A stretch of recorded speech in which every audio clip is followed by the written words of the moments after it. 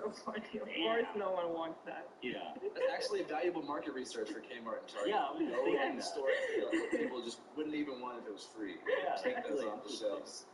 People should be paying you for this kind of research. I'm telling you. So, Andrew, congratulations, first of all. You've signed a deal with Absolutely, Tim and Eric's production company. First of all, that's got to be like a dream partner. How did that come about? It was crazy because like I was on a different production company in the area. I was about to sign a deal. I'm not even sure what it was, I can't, but it was like definitely not like an ideal situation. And so we were probably a week from getting that paperwork.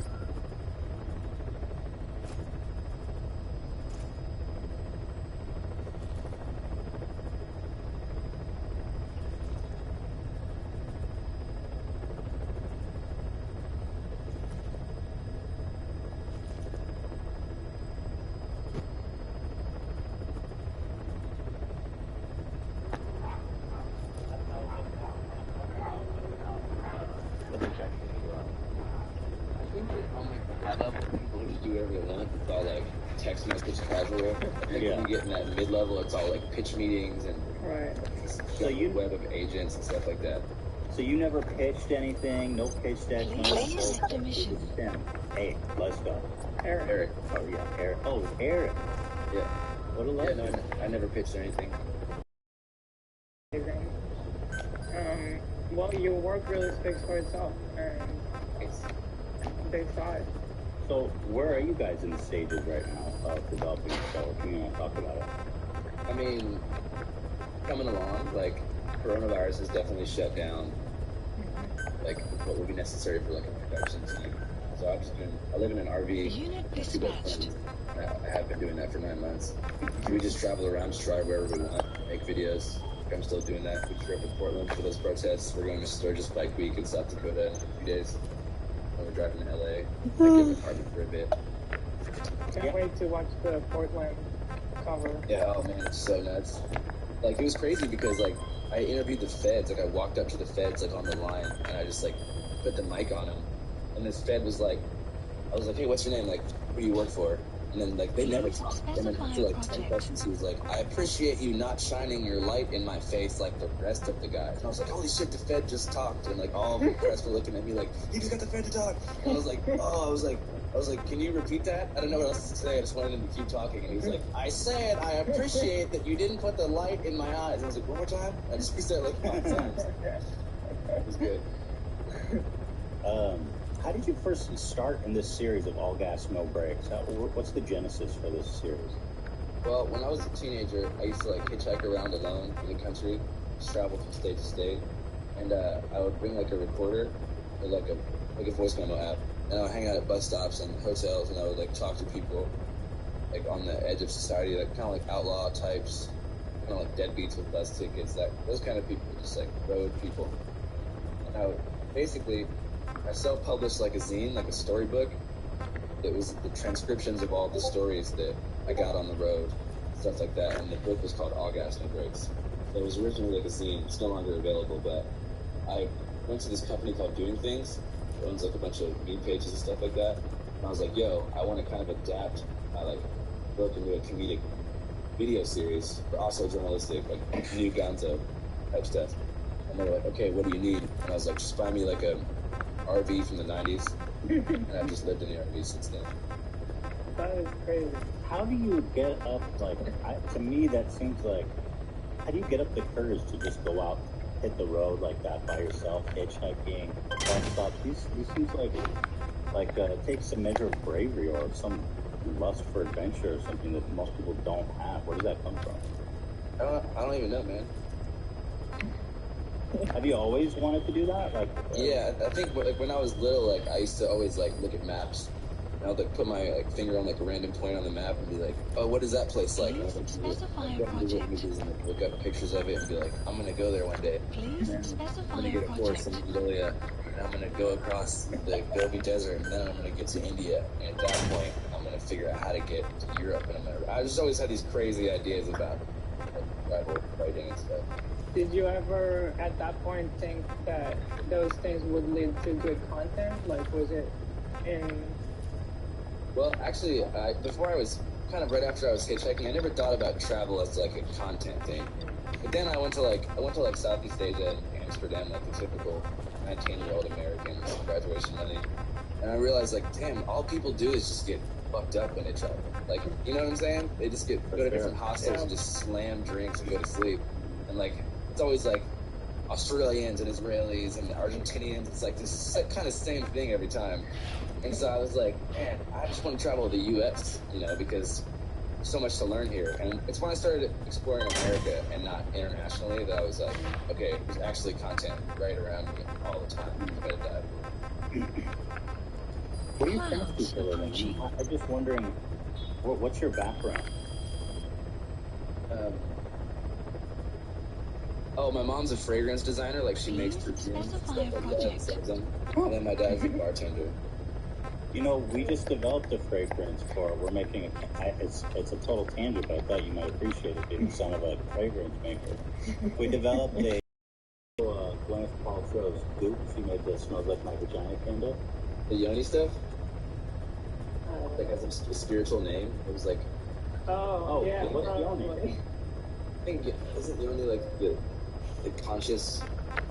I don't even want to talk about it. Yeah, the conscious life and stuff.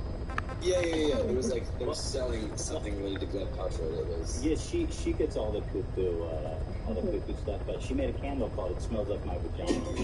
So I developed a candle to contrast hers called It Smells Like My Butthole.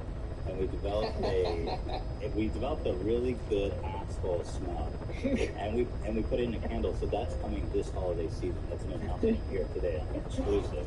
How did you get the scent from your butthole? Well, we didn't sample my butthole. We went to the laboratory and we went to the top scientist minds and had them develop. Because I said, look, I don't want something that's just like smells like your typical like sulfur ash. I need something that's like a little musty, a little cubey, or not like I need the whole pack. And so I think they really delivered on that. It's a general asshole, not mine in particular. So it's just a generic anus candle? Yes. Okay, I'll be purchasing. I tried to get pubes in it. I wanted to put little black threads in the wax, but everyone beat that. They thought it was too gross. Yeah. But my theory, and you tell me because you're a worldly man. If you're going all out on an asshole scented candle, you might as well throw the pubes in there. That's all gas, no brake. Yeah, I've always said that. Since we're talking about it, I want to just shout out Liam. He was a fan of the podcast. He was the guy who reached out to us. He's the fragrance maestro. And he's probably watching right now. So how did that happen, Dan? Did you just reach out and was like, hey, you guys want to you said it as you said it as a joke on the show, and he emailed me and he was like, that's what I do. I need to come in here. That's it. So, what do your parents think about it? I feel like my parents would be terribly nervous and scared for me all the time. Do you get that? I'm 23 now, and I've been doing stuff like this for like maybe 5 or 6 years. I probably started hitchhiking when I was about 17, and just like doing dangerous American travel when I was pretty young. So I don't think that I kind of broke them in a long time ago. You know what I mean? It's kind of like when I was a bad kid. When he was like 11. By the time he's 17, his parents like kick him out. You know what I mean? They just don't give a shit. You know? You say, quote, dangerous. Do you find that it's dangerous? Have you found has anything crazy happened to you? You're like, oh man, this probably isn't safe. Out hitchhiking and traveling the road? Dude, straight up, like, only college environments.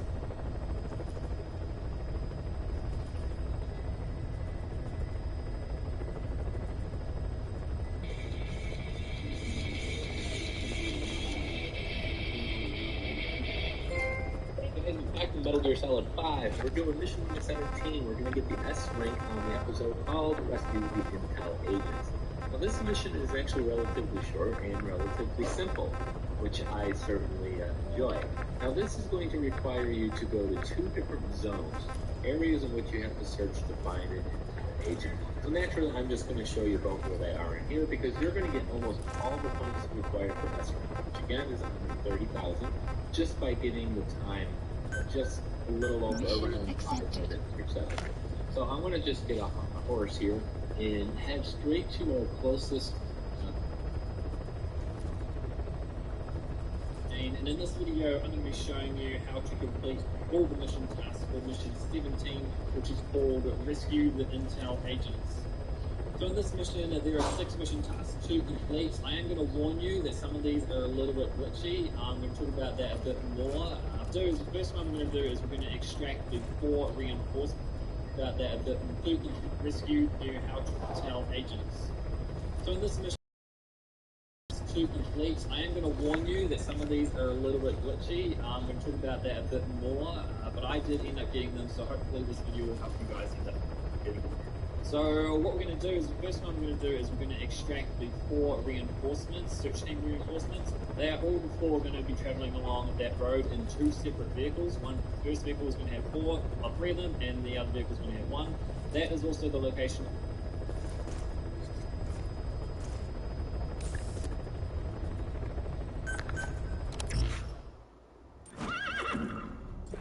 of the 3rd prisoner. So he is an extra prisoner that you have to extract for this mission. Now what we're going to do is we are using D-Dog to help us with this mission, so to get close to the mission area very quickly. I've got a Jeep with me as well. I like doing this because the Jeep just helps me get into the mission area very quickly, and D-Dog just helps me see everyone that is going to be a nuisance during the mission. So what we're doing is we're just getting really close to the first point that I set out. It is called point B. Unfortunately, it's the point A, but it's the first one that I set on the map. And we're just going to wait here, and you're going to see a group of soldiers coming towards you. So the first 3 are going to be on at the mission as we're extra from the other vehicles on that road in 2 separate vehicles. Search team referral. What we're going to do, but I did end up getting them, so hopefully this video will help you guys get them. So what we're going to do is, the first one we're going to do is we're going to extract the 4 reinforcements, search team reinforcements. They are all the 4 going to be travelling along that road in 2 separate vehicles. First vehicle is going to have 3 of them, and the other vehicle is going to have 1. That is also the location of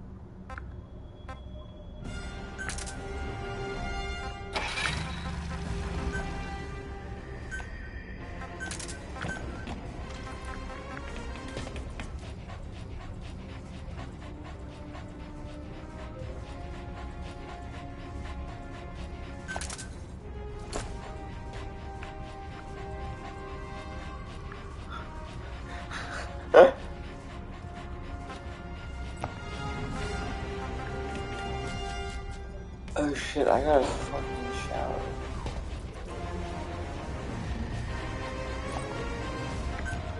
Clouds approaching.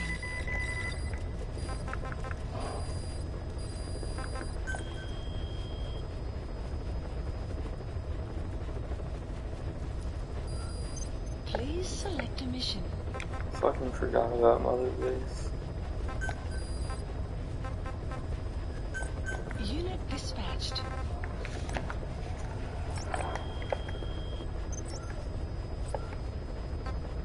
Please select a mission.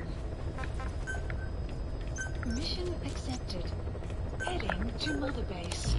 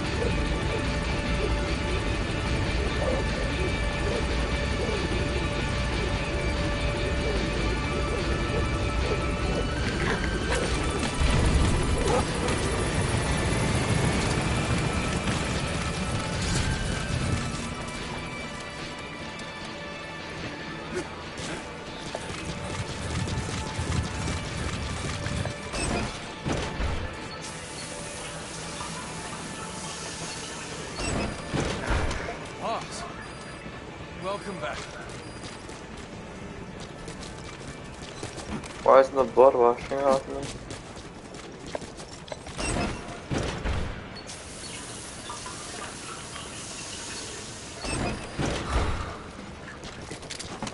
Send me out on my next mission, boss.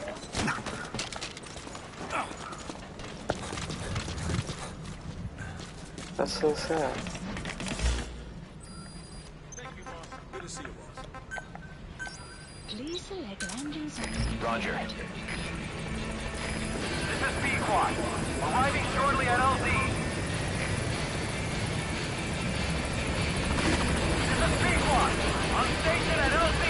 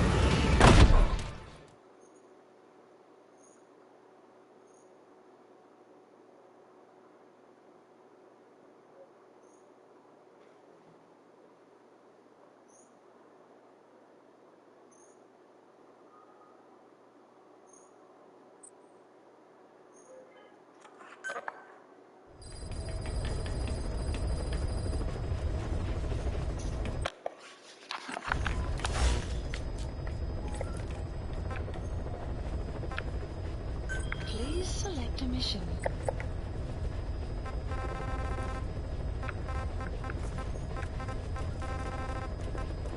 What?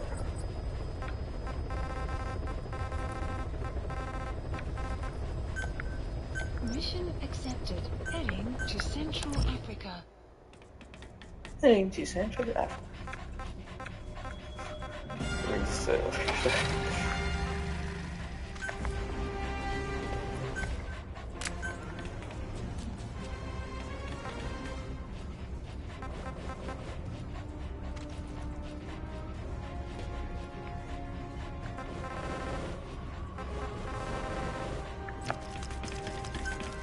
I have a 6-star here. Yeah.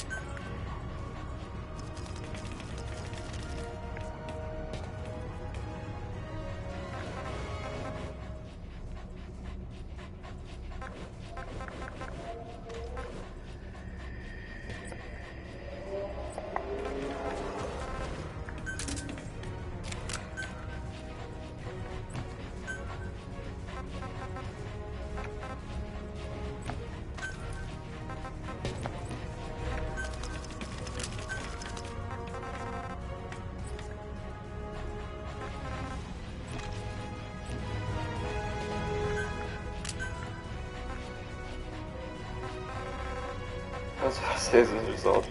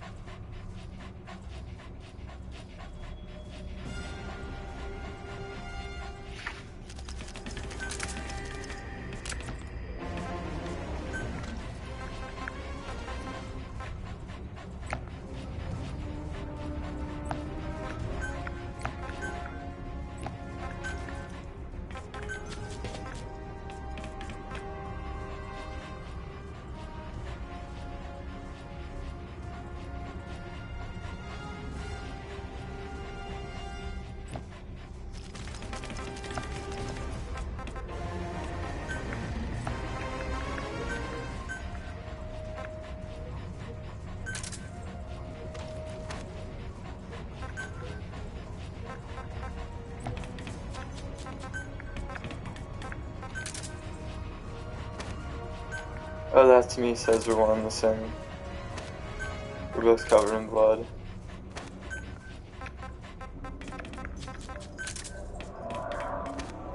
This is actually playing with someone else.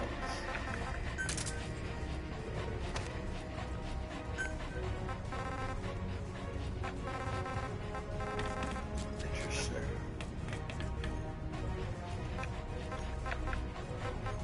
And their stats are this fucking insane.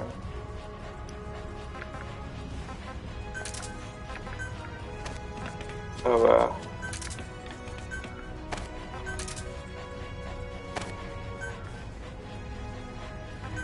That sucks though.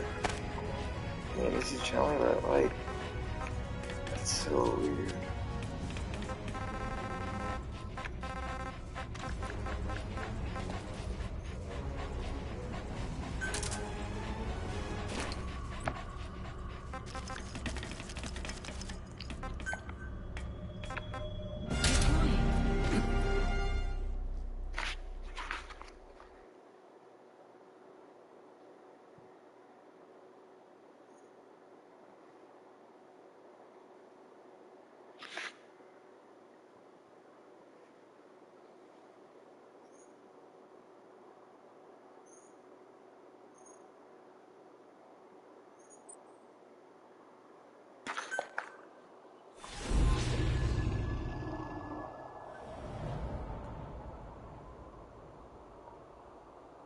What's going on, guys and girls? We're here playing some more Metal Gear Solid 5 campaign, and in this video... Two of our intel team members are being held captive by the PF in that area, the CFA. Your job is to rescue them. They don't have long to live. It appears that one of our 2 men has broken out of the encampment and is on the run. He contacted us to say he was surrounded. That's the last we heard from him. Your map is marked with a predicted field of movement based on where his transmissions cut off. The other man is still captive inside the encampment. Boss, rescue our men. Extract them both and get them back to Mother Base. The mission task for mission 17, which is called Rescue the Intel Agents. So in this mission, there are 6 mission tasks to complete. I am going to warn you that some of these are a little bit glitchy. I'm going to talk about that a bit more, but I did end up getting them, so hopefully this video will help you guys end up getting them. So what we're going to do is, the first one we're going to do is we're going to extract the 4 reinforcements, search team reinforcements. They are all 4 going to be traveling along that road in 2 separate vehicles. The first vehicle is going to have 3 of them, and the other vehicle is going to have 1. That is also the location of the 3rd prisoner. So he is an extra prisoner that you have to extract for this mission. Now what we're going to do is we are using D-Dog to help us with this mission. So to get close to the mission area very quickly, I've got a Jeep with me as well. I like doing this because the Jeep just helps me get into the mission area very quickly, and D-Dog just helps me see everyone that is going to be a nuisance during the mission. So what we're doing is we're just heading really close to the first point that I set out. It is called point B, unfortunately, instead of point A, but it's the first one that I set on the map. And we're just going to wait here, and you're going to see a group of soldiers coming towards you. So the first 3 are going to be part of it, and then there's also going to be a 4th soldier that's going to hop into the second Jeep just over there, and we're just going to wait until we see him, and then we're going to zoom on, and there he is, and he is going to go into a different place. So what we're going to do is we're just going to only mark these 4 guys so that when we are trying to find all of them, we will just be able to identify them by the fact that they have a solid red triangle instead of just a D-dog, dotted lined triangle. So what we're doing is we're just waiting for these 2 to start heading in towards the search area, and we're going to get to this 3rd guy who is the driver of the vehicle, and he is just going to be waiting by the vehicle. And then the other guy is end up going to go around a little bit further around the area, and you can take him out there and then try and extract him, but I'm just going to let him continue on with his track. So I'm just going to use CQC to take this guy out. You can use your tranquilizer pistol as well. Now I'm also bringing along a tranquilized sniper rifle. It is also silent. The reason for this is so that I can get a whole lot of these guys down with a lot more bullets, and I don't have to worry about getting any kills, and that will help me get S rank during the end of the mission. You guys don't have to do the S rank run at the same time. I'm just trying to do it for most of these videos. So what we're gonna do is we're gonna get this guy out. So remember, 2 body shots is just as good as a headshot, and that is going to allow us to sneak up on these guys. We're just going to run up to them and use the CQC, and then we're going to be able to use the multi-CQC because we're close enough to 2 of them, and that takes out those 2 guys. And because these guys are heavily armored, you can't just tranquilize them. You have to kind of CQC them or choke them out or something. So that will take out 3 of the 4 reinforcement soldiers. The last guy we need to take out is the guy that still has the solid triangle on him. We're going to take this guy out. We're just going to tranquilize him once, and eventually he will fall asleep. We're going to extract these guys. The reason we're extracting these guys is we don't want them to alert everyone to my presence. So we're just going to extract some of these guys as well. You don't have to extract these guys. This is just what I'm doing. And taking this guy out so I can extract him as well. And the guy over here with the solid red triangle is the guy that we spotted in the driving the Jeep. The other guys are just guys that have been already here, so they don't count towards it, but this guy right here does. So what I do is I make sure that he spots me, and that's going to make him come and investigate. So just make sure you're far enough away so he doesn't instantly get alerted to your presence, but he will just be like, oh, what did I see over there? I better check it out. And we're just going to get him here so we can now extract him without these other 2 guards seeing him. So once you have extracted him, that should give you the mission task extracted for search party reinforcements. This is also one of the main mission task guys that you have to extract. He's one of the intel team, and what we're going to do is, unfortunately, he's going to spot this guy, so we are going to just run up and tranquilize him. While he is falling asleep and the other guard is walking around, I'm just going to show you exactly where that took place, the prisoner. And then we're also going to extract this guy just so that he doesn't wake up and say, oh, someone attacked me, kind of thing. And then what we're going to do is we're going to extract the other guy for this exact same reason. We don't want him waking up saying, there's an intruder in here, he attacked me, stay careful, kind of thing. We just want to make sure we get rid of him so that none of that happens. The other guy over there, as long as you do it at the right timing, he shouldn't spot you as long as he's far enough away. And then it doesn't really matter about him. He will just eventually call off the search and say, oh, there's no one around here, we can't find him. And he's not going to notice that all of his friends are missing. The next thing we're going to do is, this is the prisoner that you have to extract. This is the extra prisoner. He is just located just in this building. I'm just going to also show you the vehicle. So that's the truck driver inside that truck. And we're also going to extract this one. So this is one of the ones that are kind of glitchy, where it doesn't always show up as a ticked, highlighted tick on my iDroid. And so this might be the one that you guys might be struggling with, especially if you look further on. You'll notice that it doesn't show up as a highlighted tick when I check the mission tasks. But I will show you gameplay at the end of the video that proves that this is the guy you need to extract for that mission task. So now what we're going to do is we are going to head over towards this truck driver. He is eventually going to park himself right in the middle of this compound area. So what we're going to do is we're going to just start eliminating these other guys. The reason we're also eliminating these other guys is we want a nice and easy exit, and we're going to use our helicopter that is going to land basically in the middle of this area. So what we're going to do is we're just going to take out this guy here. We're just going to tranquilize him once, and he will eventually fall asleep. Get this guy once, he will eventually fall asleep. And once that guy, second guy falls asleep, we should be able to put to sleep the third guard that is inside the building to my right over here. He's eventually going to notice something, so we're just going to tranquilize him as well.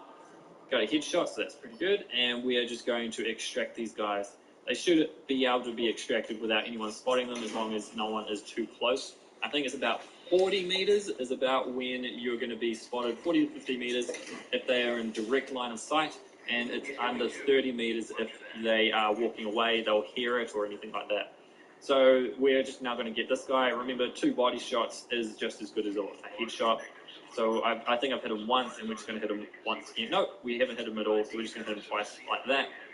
And that is going to be the truck driver. So what we're going to do is we're just extracting this guy as well, so he doesn't wake up and go, oh, someone attacked me, just like the other guys. And we are going to extract the truck driver, and that will complete another mission task. Unfortunately, these guys do see me, so I'm going to have to get rid of them as well, so that they don't come and investigate. And unfortunately, I missed the first one, and the second time I am going to hit him. But the second guy, he's behind the post, and he's just like, oh, come on, I want to get rid of you. And then he ends up calling in saying there's something weird. So we are just going to have to get rid of him. So we're just going to extract the truck driver, so that should give you the mission task for that. And now we're just going to run up to this guy. Make sure you don't do it while he's in the mid-conversation, otherwise the other guy will be like, what's wrong? And he'll send reinforcements. Right now, they just think something's odd's going on, and he's just going to check it out. So now we're just extracting these guys for the reason that they are downed and we don't want them around when the helicopter's around, and then also so that no one will just find a random body lying around. We're also going to extract these guys, and while this is happening, there is a Jeep that is arriving. Inside the Jeep is the 2 CFA officials. They're here to kill your prisoner. So what you want to make sure is you don't let that happen, and if you are waiting for this to happen, they will eventually come, and Ocelot will say, there are 2 guys coming here to find out. So these are the 2 heavyweight CFA officials. They are wearing black masks if you want to identify them from the other group. We're also just going to make sure that none of these guys are going to be around. So I'm just waiting for him to finish his conversation so no one is going to be none the wiser about what's happening. This is the first guy we're extracting. Then we're just going to get this guy as well. Now, the thing with the 2 CFA officials, that is a little bit glitchy. For me, it didn't show up as a highlighted tick when I did it. But as you'll see at the end of this video, I'll add a little bit of gameplay to prove that these are the 2 guys you need to extract to get this mission task. And hopefully it doesn't glitch out for you and you are able to get this mission task. So what we're doing now is, what I'm going to do is, if you haven't destroyed that radar tower in front of us, what we want to do is just plant some C4 on it, blow it up, and then move on. So as you can see, there's no highlighted ticks next to some of those mission tasks, but I have completed them in this video. It's just a little bit glitchy, this mission. So now the next guy is this guy. He is the last guy we need to extract. He is seriously injured, so you can't fault him extract him, even if you have a wormhole extraction device. So as you saw before, I called in a helicopter, and we are just going to wait for it to arrive. There are still a few guards around just over there. They are going to see the chopper, but they are not going to see me, so there's not going to be any combat alerts, I'm pretty sure. So now we're just waiting for the helicopter to arrive, and once it has arrived, we're going to get on it, and that should complete the last mission task. This is the one that you most likely already completed anyway, because you have to extract this guy to complete the mission, I'm pretty sure. Otherwise, the mission's failed if you don't extract him. And doing this way, I will get S-rank, like I said before, so you guys don't have to do all the mission tasks in one playthrough and S-rank it in one playthrough. You can just go through and do the ones you want to do, so the ones that you need to do, and then also S-rank it another way. There are a lot easier ways to S-rank this mission. So once we have extracted, we will get a few unlocks, and then we will get the score screen. And after the score screen, I will show you the little bits of gameplay. I'm not going to talk over them, but the little bits of gameplay that will show you that the ones that I got extracted are the people that you need to extract and all that sort of stuff. So there we go, we got S-rank, and that's what I'm going to do for this video. So thank you guys for watching, hope you've enjoyed it. Hopefully you guys have been able to get all these mission tasks, and now it's time for me to say, see ya guys and girls. Subject on board. Leave the rest to us. 3 of them, and the other vehicle's going to have 1. That is also the location of the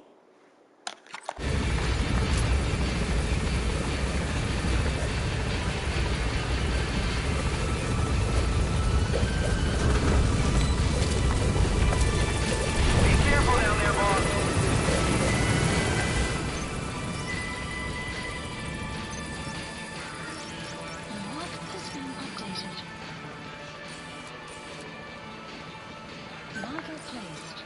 Oh, I could have done that shit. Fuck my life. Marker placed. The third prisoner. So he is an extra prisoner that you have to extract for this mission. Now, what we're going to do is we are using D-Dog to help us with this mission. So to get close to the mission area very quickly, I've got a Jeep with me as well. I like doing this because the Jeep just helps me get into the mission area very quickly, and D-Dog just helps me see everyone that is going to be a nuisance during the mission. So what we're doing is we're just heading really close to the first point that I set out. It is called Point B, unfortunately, instead of Point A, but it's the first one that I set on the map. And we're just going to wait here, and you're going to see a group of soldiers coming towards you. So the first three are going to be a part of it, and then there's also going to be a fourth soldier that's going to hop into the second Jeep just over there. And we're just going to wait until we see him, and then we're going to zoom on, and there he is, and he is going to go into a different place. So what we're going to do is we're just going to only mark these four guys so that when we are trying to find all of them, we will just be able to identify them by the fact that they have a solid red triangle instead of just a D-Dog, dotted lined triangle. So what we're doing is we're just waiting for these two to start heading in towards the search area, and we're going to get to this third guy who is the driver of the vehicle, and he is just going to be waiting by the vehicle. And then the other guy is end up going to go around a little bit further around the area, and you can take him out there and then try and extract him, but I'm just going to let him continue on with his track. So I'm just going to use a CQC to take this guy out. You can use your tranquilizer pistol as well. Now I'm also bringing along a tranquilized sniper rifle. It is also silenced. The reason for this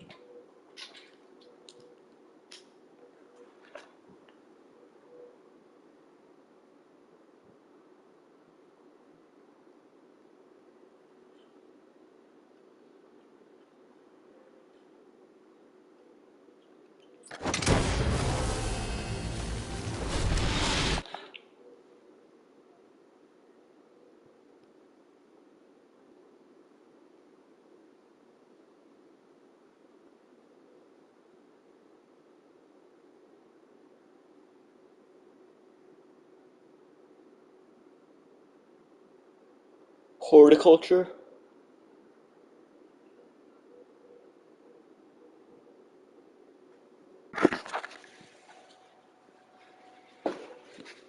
This is so that I can get a whole lot of these guys down with a lot more bullets, and I don't have to worry about getting any kills, and that will help me get S rank during the end of the mission. You guys don't have to do the S rank run at the same time. I'm just trying to do it for most of these videos. So what we're gonna do is we're gonna get this guy out. So remember, 2 body shots is just as good as a headshot, and that is going to allow us to sneak up on these guys. We're just going to run up to them and use the CQC, and then we're going to be able to use the multi-CQC because we're close enough to 2 of them. And that takes out those 2 guys. Because these guys are heavily armored, you can't just tranquilize them. You have to kind of CQC them or choke them out or something.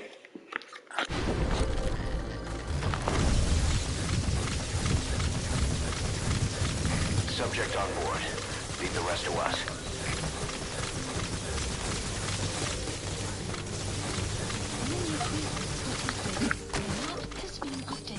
Extraction arrived at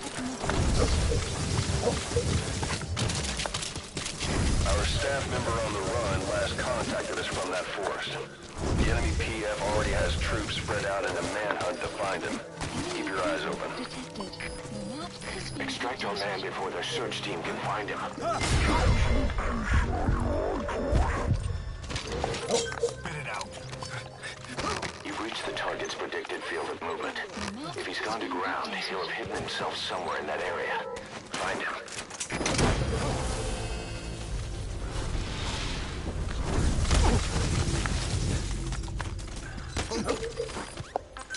He's coming too. Roger that. A prisoner. That's not the target. Don't extract him just because you feel sorry for him. We can't afford to take in people we can't use.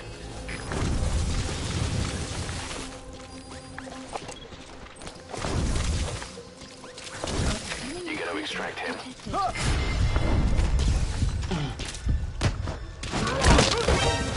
caution. Approaching. Alles gesammelt, das ist hier. Unser voller Kontakt mit Playern Kammer.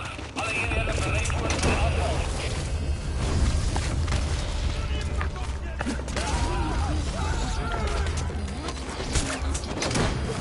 Subject on board. Leave the rest to us.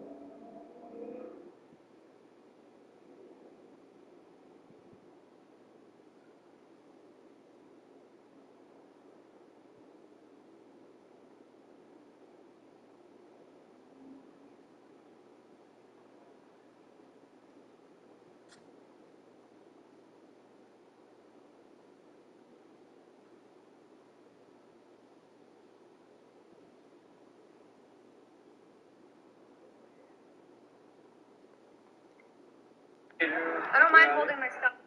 I got one right here. Oh, I'm in New Jersey.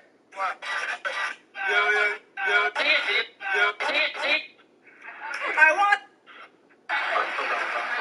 Monty, you're above the law.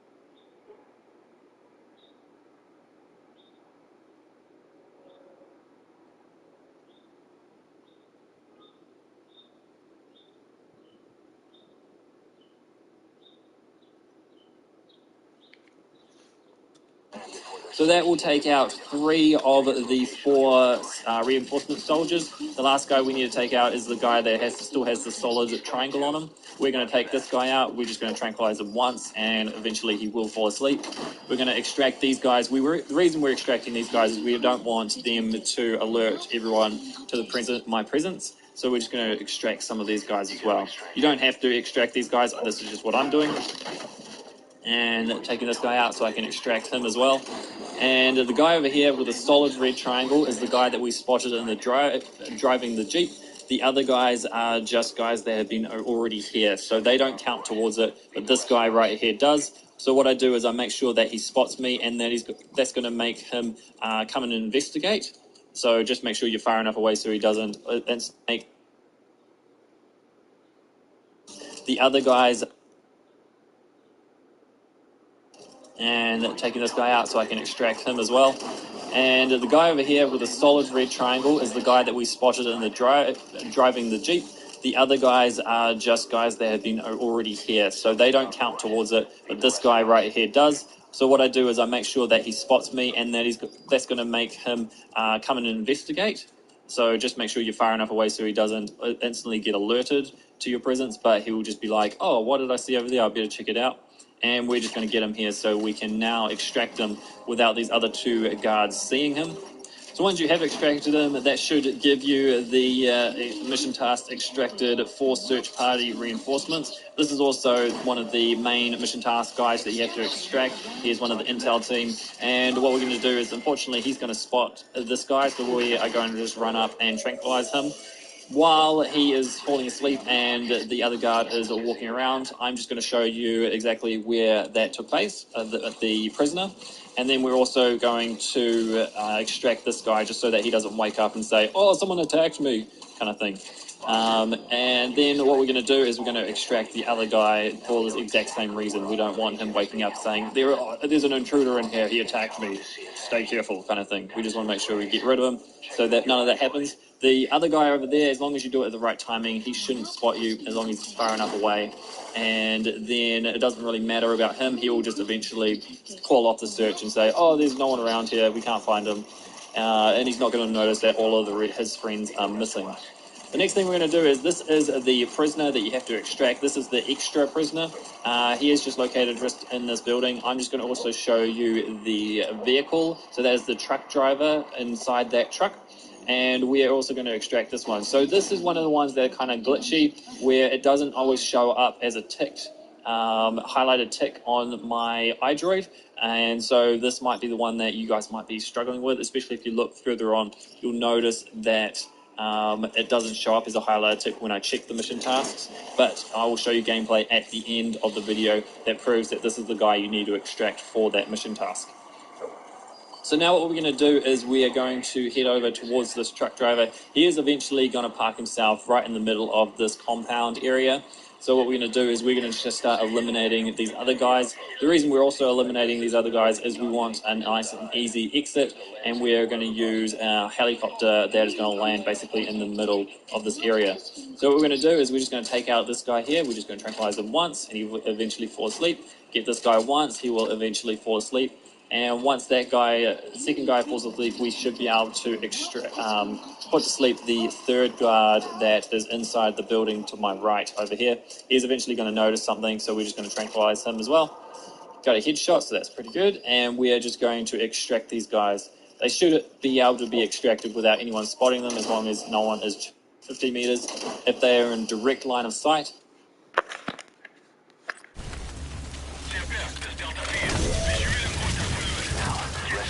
target at the Gazebo camp.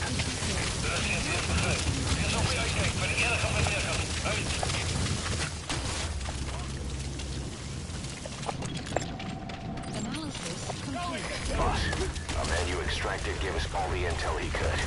Now we know exactly where our other agent is being held captive. And he brought back intel on the CFA. Guys, there's ways. Check it on your iDroid.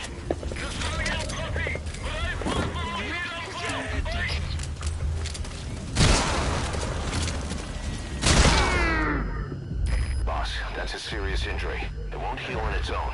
You'll need to treat it with first aid.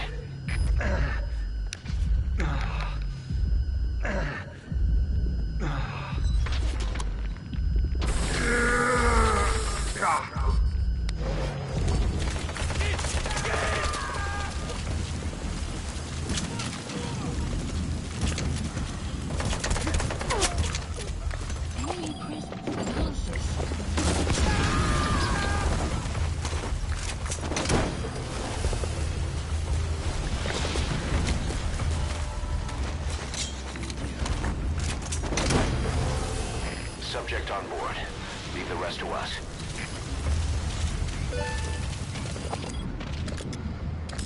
Okay, subject is in. We got some information on that soldier you extracted. His squad was on their way to the encampment to execute our intel team member. We also now know exactly where they're keeping the target. He's sending the location to your iDroid.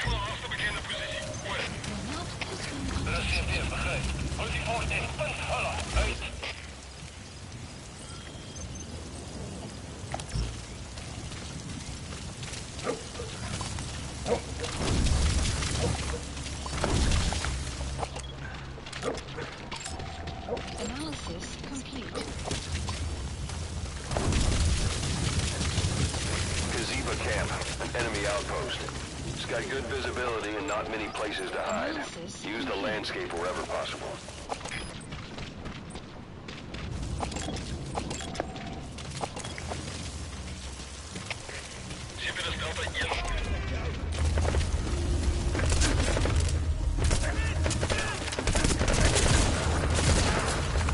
Whatever, fucking shot.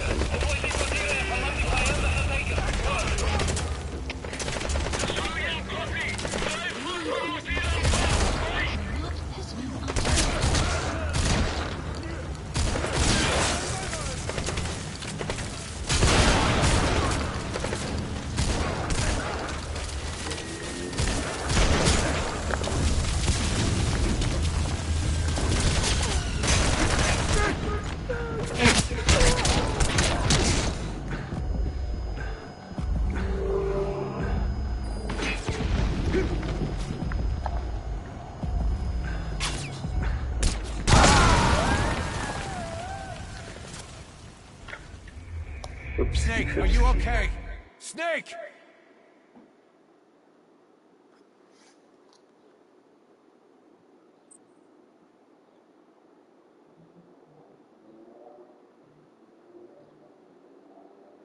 Hey, Dad. Hey, how's it going, my boy? Good. Good. I just realized you called. I'm actually heading out in about 10 minutes. No, what are you 10 minutes, doing? we can talk later, but we seem to be missing each other. Yeah. So, what's happening in good old Florida? I scheduled the tour to see one of the places tomorrow. Right. Okay, good. At Good. 10. Okay, good. See what that's like, right? Yeah. I forget. How much was that? That was relatively expensive. Well, I can't remember. I forget what it was. We called 2 of that. I have an appointment with the City Walk one. Yeah. Was that the one that had the... You know, I don't remember. I don't have my notes in front of me, but, yeah. Okay, well, good. Take a look, see what the deal is. And again, obviously, like, if I could get another roommate or someone that I like, I would do that, but it's just right now, it just seems hard. Right, and did you walk down to the office the other day? I did. They told me to come, like, back on Monday or whatever, but I haven't gone since yesterday or today. Okay, Yeah. you gotta go because you're gonna be, you know. Okay. I mean, by the time you get back, you're gonna have to start to think about, you know, I forget what your last day is, but 27th. yes. I mean, by the time you get back, you're gonna have to start thinking about, you know, I mean, there's not much to pack, but you're gonna have to start to figure out how Yeah, to especially back, since right? I have one less suitcase of stuff. Well, I mean, you can make 2 trips, right? I mean, No, I mean, because I lost it. Oh. Like, all the clothes. I have one less bag of clothes. Yeah, yeah. Okay. On the right side. Yeah, that's unfortunate. Huh? Easier to... But, yeah, talking about the, you know, all the other stuff. Yeah, But, of course. No, I was trying to making dark jokes to feel better. Yeah. Yeah. I think Lexi's outside. Yeah, no, I knew I heard a voice that was familiar. It was your dog. It was a stinking dog. How's Cody doing? Cody's doing okay. Because this girl I've been talking to, her dog recently passed or whatever, and he's like 16. Whose dog? This person I've been talking to. Yeah, Cody's he's hanging in there. I mean, he came upstate with us. But well, that's good. He's slowing down a bit. But so definitely more than because yeah, I don't know you've given me this answer before. Lexi, come here, Lexi. How did you get out? How did you get out? She drove for the first time upstate. Lexi. She drove the and van. Barnyard animals can fly. She drove the van. And guess what? She got pulled over immediately. They didn't like that. Yeah, driving without a license, underage. She lied to the cop, you know.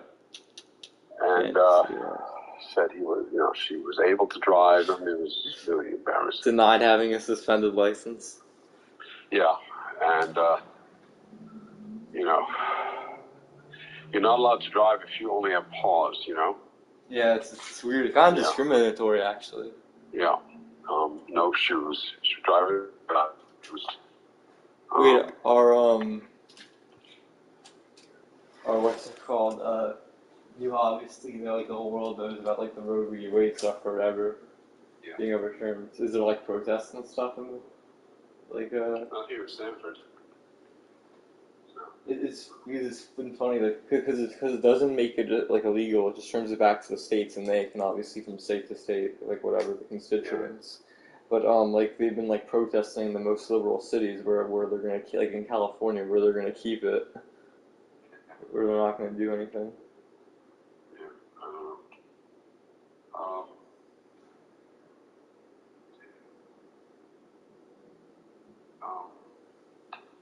Hold on 1 second.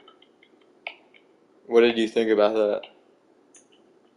Sorry, I'm a little distracted. Can you say that again? What did you think about the justice's findings or decisions, I guess? You know what? I actually was surprised that it could be overturned. And I got to say, I mean, aside from, you know, I guess the shape of the Supreme Court, you know, has really been impacted, obviously, by Trump's choices. And, it just goes to show you how many people have been anti-abortion for many, many decades.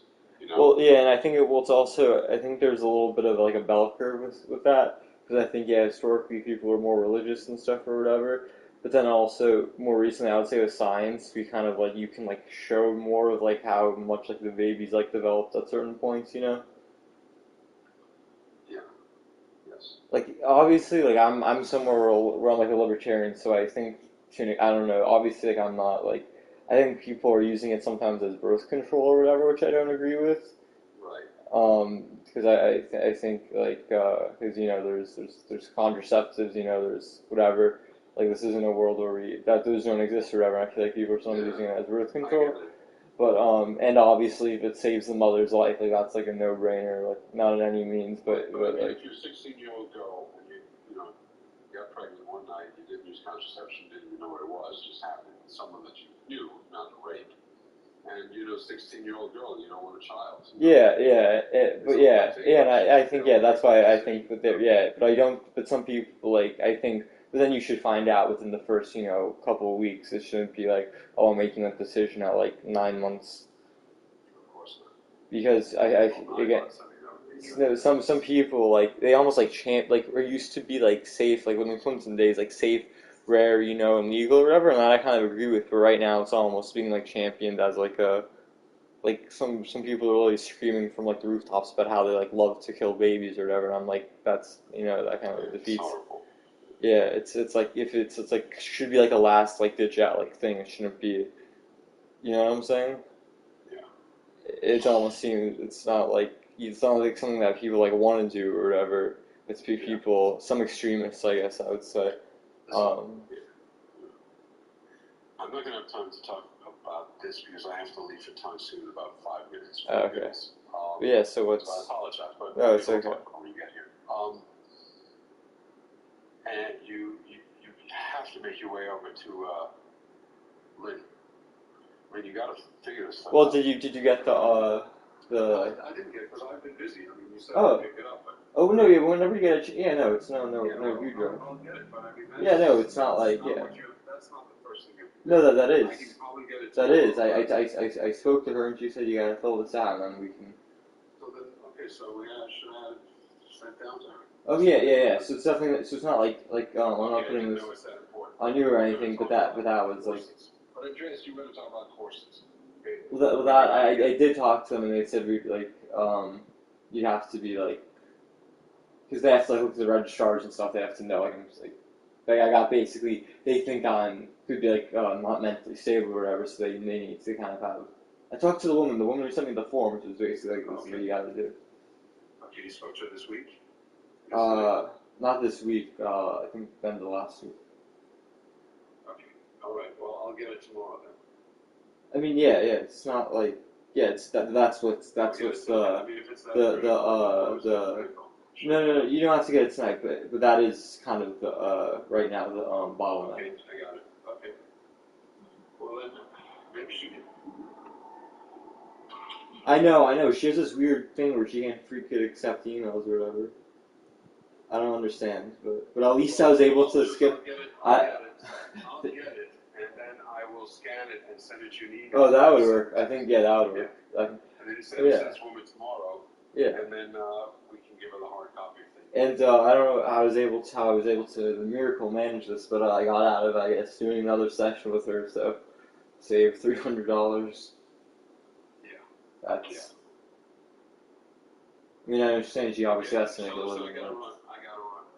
I'm sorry I didn't call you. I know you called earlier. I apologize. I just saw it. No, it's okay. It's okay. And like, yeah, we both have sometimes other stuff that just happens, so...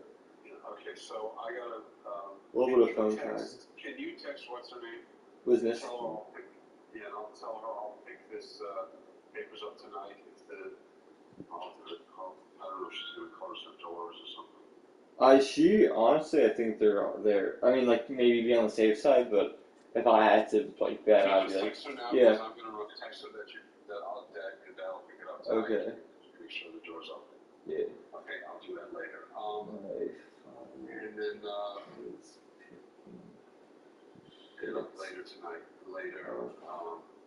This evening, if that's okay. That's okay. That's alright. Thank you. Okay. I gotta jump. Alright, love you, Dad. Are you, I love you too. Are you around? What are you doing tonight? You hanging out with some hot chick or some ugly guy? Yeah, exactly. No, I wish.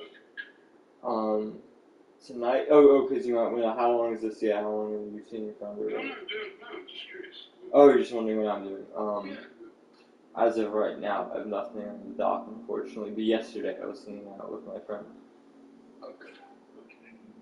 All right, so you're touring this thing tomorrow? Correct. You know what? I'll give you a call later, okay? No, yeah, if you're able to. It's not it's nice to talk to you, but don't kill yourself over it. Yeah, I'll call you when I get the papers, okay? Okay. Okay, bye. Bye, love See you you. later. Bye.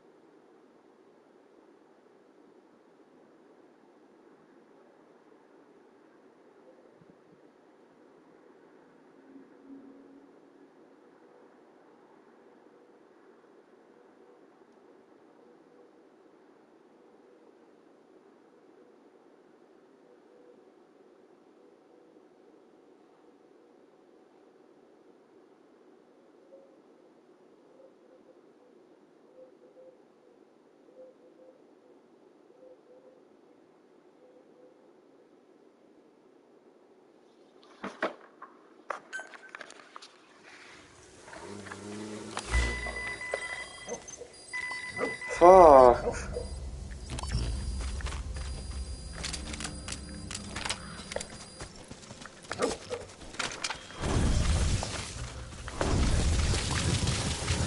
Our staff member on the run last contacted us from that forest.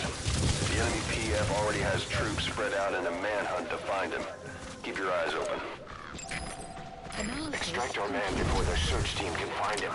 Check his location on your iDroid. Enemy presence detected. He's gone to ground. He'll have hidden himself somewhere in that area. Find him.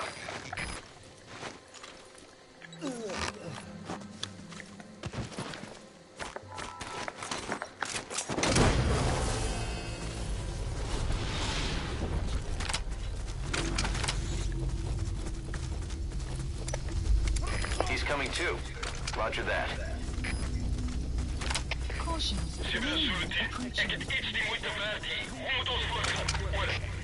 You have arrived. All right, that's the target. Quickly, extract him while you can.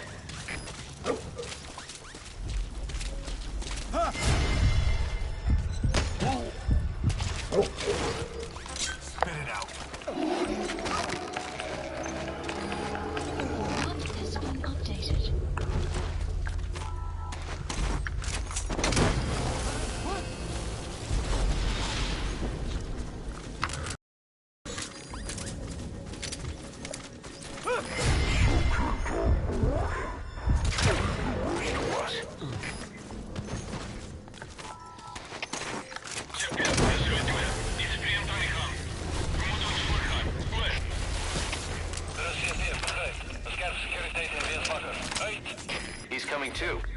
Roger that.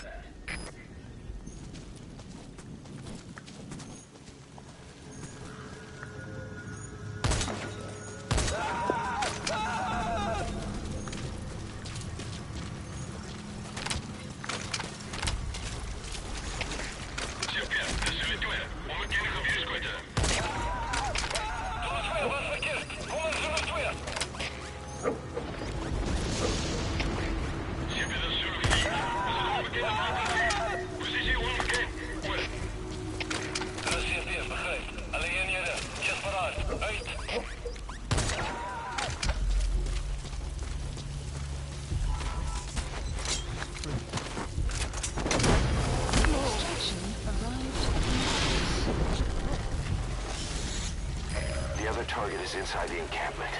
Boss, he doesn't have much time.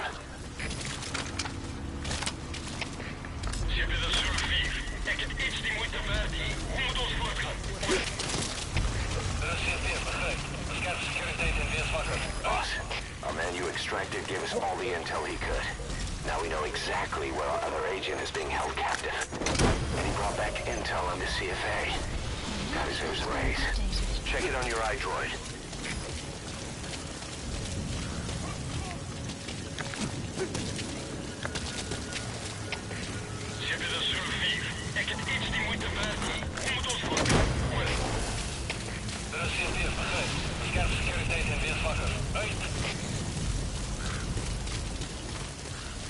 You gotta extract him.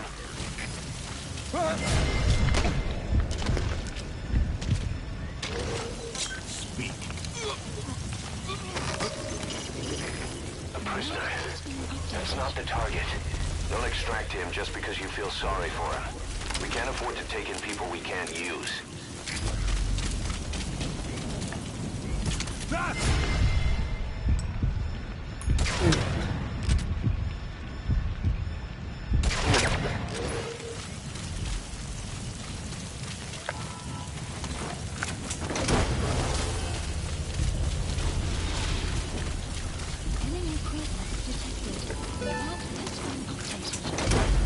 Subject on board. Leave the rest to us.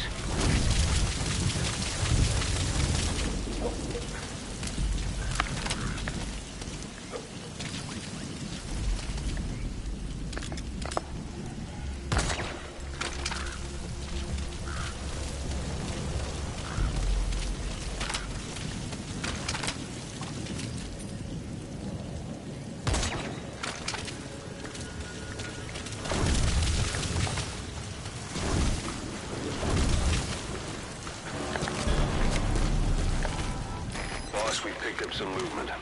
The squad is on its way to Gazeba camp. We've them as some CFA heavyweights. These aren't your everyday reinforcements. Whatever's about to happen, you need to get the target out now.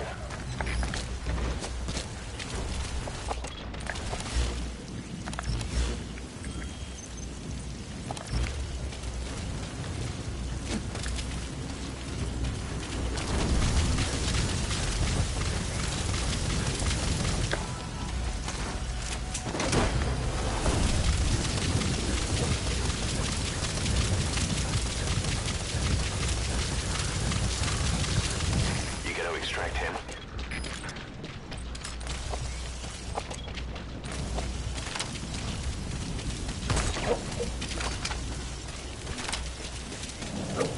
Gazeba camp, an enemy outpost.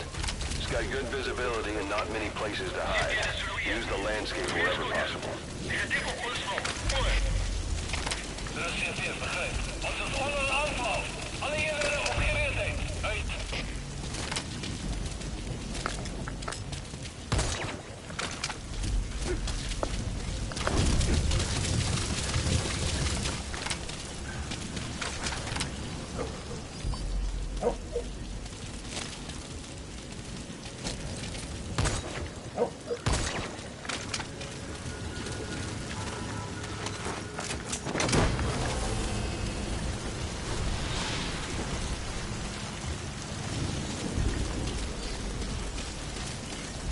Subject on board.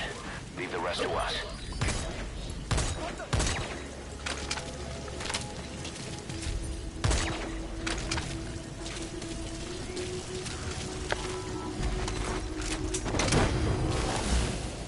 Oh my fucking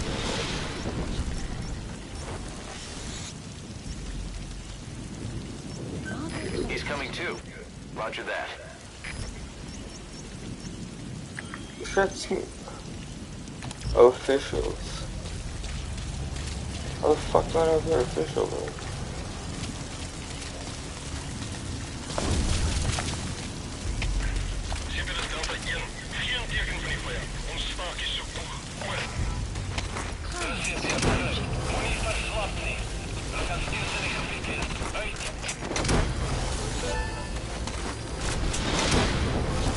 You gotta extract him. What did I? TFA officials, what the fuck? Analysis complete.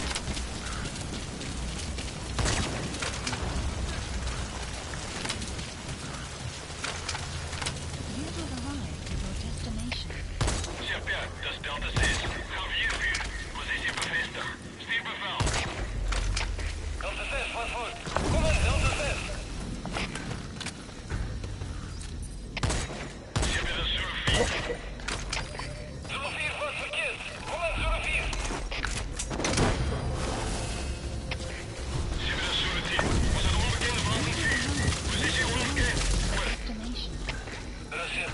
He's coming too.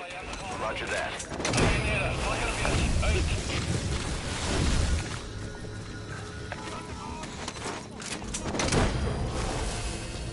You gotta extract him.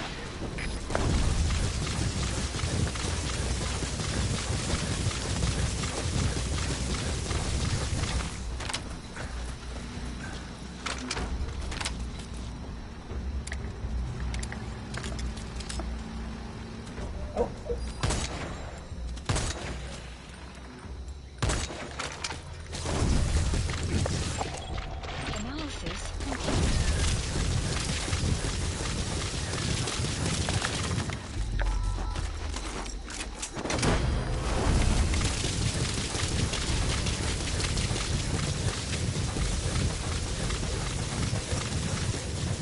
Subject on board.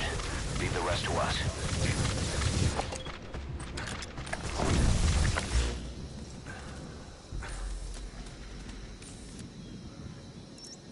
The fuck are the officials, bro?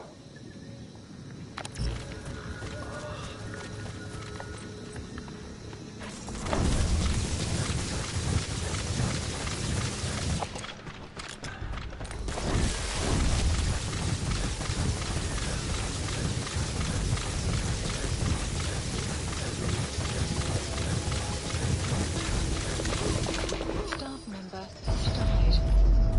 What? Oh.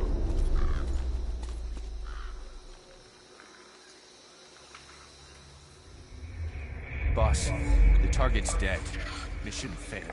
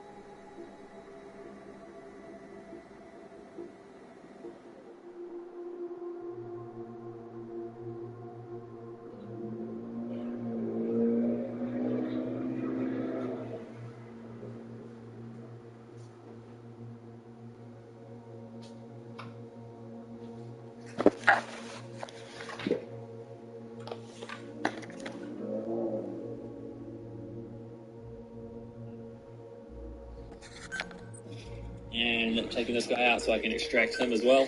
And the guy over here with a solid red triangle is the guy that we spotted in the driving the Jeep. The other guys are just guys that have been already here, so they don't count towards it, but this guy right here does. So what I do is I make sure that he spots me, and that's going to make him come and investigate. So just make sure you're far enough away so he doesn't instantly get alerted to your presence, but he will just be like, oh, what did I see over there? I better check it out. And we're just going to get him here so we can now extract him without these other two guards seeing him. Once you have extracted them, that should give you the mission task extracted for search party reinforcements. This is also one of the main mission task guys that you have to extract. He's one of the intel team. And what we're going to do is, unfortunately, he's going to spot this guy, so we are going to just run it and track towards him. While he is falling asleep and the other guard is walking around, I'm just going to show you exactly where that took place, the prisoner. And then we're also going to extract this guy just so that he doesn't wake up and say, oh, someone attacked me, kind of thing. And then what we're going to do is we're going to extract the other guy for the exact same reason. We don't want him waking up saying, there is an intruder in here, he attacked me. Stay careful, kind of thing. We just want to make sure we get rid of him so that none of that happens. The other guy over there, as long as you do it at the right timing, he shouldn't spot you as long as he's far enough away. And then it doesn't really matter about him. He will just eventually fall off the search and say, oh, there's no one around here, we can't find him. And he's not going to notice that all of his friends are missing. The next thing we're going to do is, this is the prisoner that you have to extract. This is the extra prisoner. He is just located just in this building. I'm just going to also show you the vehicle. So that is the truck driver inside that truck. And we are also going to extract. So this is one of the ones that are kind of glitchy, where it doesn't always show up as a tick, highlighted tick on my iDroid. And so this might be the one that you guys might be struggling with, especially if you look further on. You'll notice that it doesn't show up as a highlighted tick when I check the mission tasks, but I will show you gameplay at the end of the video that proves that this is the guy you need to extract for that mission task. So now what we're going to do is we are going to head over towards this truck driver. He is eventually going to park himself right in the middle of this compound area. So what we're going to do is we're going to just start eliminating these other guys. The reason we're also eliminating these other guys is we want a nice and easy exit, and we're going to use our helicopter that is going to land basically in the middle of this area. So what we're going to do is we're just going to take out this guy here. We're just going to tranquilize him once. He will eventually fall asleep. Get this guy once. He will eventually fall asleep. And once that guy, second guy falls asleep, we should be able to put to sleep the third guard that is inside the building to my right over here. He's eventually going to notice something, so we're just going to tranquilize him as well. Got a headshot, so that's good. And we are just going to extract these guys. They should be able to be extracted without anyone spotting them, as long as no one is too close. I think it's about 40 meters is about when you're going to be spotted, 40 to 50 meters if they are in direct line of sight, and it's under 30 meters if they are walking away, they'll hear it or anything like that. So we're just now going to get this guy. Remember, 2 body shots is just as good as a headshot. So I think I've hit him once, and we're just going to hit him once again. Nope, we haven't hit him at all, so we're just going to hit him twice like that. And that is going to be the truck driver. So what we're going to do is we're just going to extract this guy as well, so he doesn't wake up and go, oh, someone attacked me, just like the other guys. And we are going to extract the truck driver, and that will complete another mission task. Unfortunately, these guys do see me, so I'm going to have to get rid of them as well, so that they don't come and investigate. And unfortunately I missed the first one, and the second time I am going to hit him. But the second guy, he's behind the post, and he's just like, oh, come on, I want to get rid of you. And then he ends up calling in saying there's something weird. So we are just going to have to get rid of him. So we're just going to extract the truck driver, so that should give you the mission task for that. And now we're just going to run up to this guy. Make sure you don't do it while he's in mid-conversation, otherwise the other guy will be like, what's wrong? And you'll see reinforcements. Right now, they just think something odd's going on, and he's just going to check it out. Now we're just extracting these guys for the reason that they are down, because we don't want to helicopters around. And then also so that no one will just find a random body lying around. We're also going to extract these guys, and while this is happening, there is a Jeep that is arriving. Inside the Jeep is the 2 CFA officials. They're here to kill your prisoner. So what you want to make sure is you don't let that happen, and just if you are waiting for this to happen, they will eventually come, and Ocelot will say, there are 2 guys coming here to find out. So these are 2 heavyweight CFA officials. They are wearing black masks if you want to identify them from the other group. We're also are wearing black masks. So these are the two heavyweight CFA officials. They are wearing black masks if you want to identify them from the other group. We're also just going to make sure that none of these guys are going to be around. So I'm just waiting for him to finish his conversation. Then we're the little video I'll add. It didn't show up as a highlighted tick. Analysis complete. Analysis complete.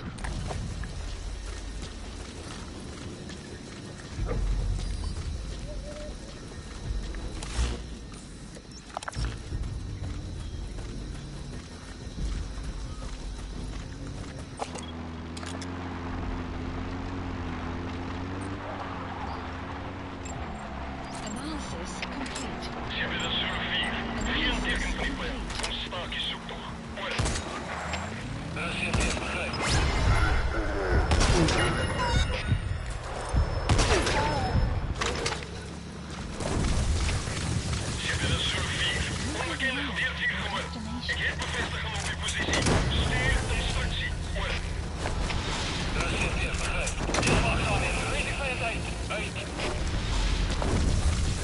Subject on board. Leave the rest to us.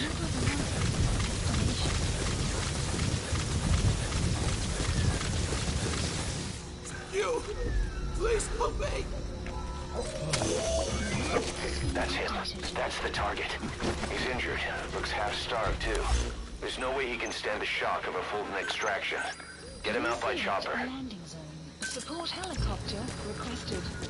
We got some information out of that soldier you extracted. His squad was on their way to the encampment to execute our intel team member.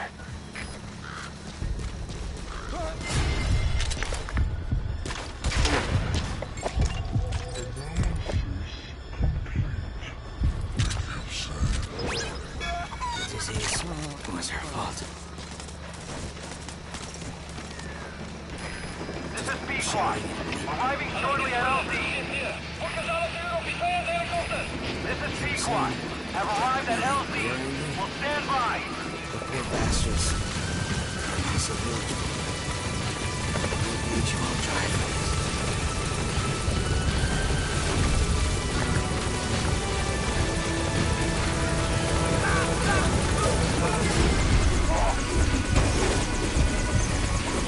Extraction of both targets.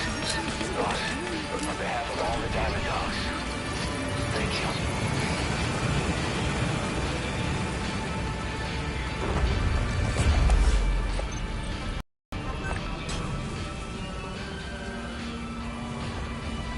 Departing.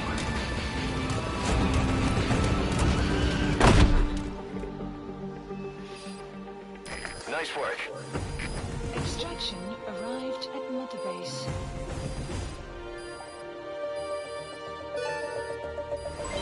Development project has been added. Yes, mission complete. Boss, that was exceptional.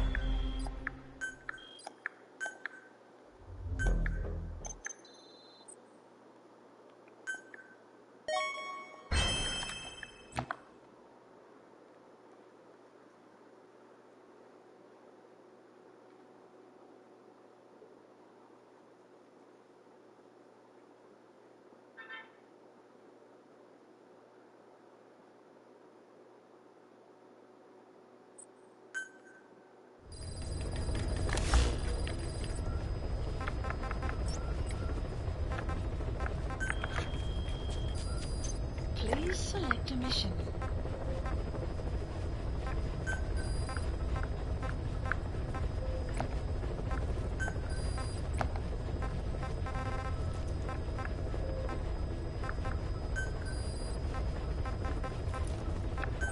Unit dispatched.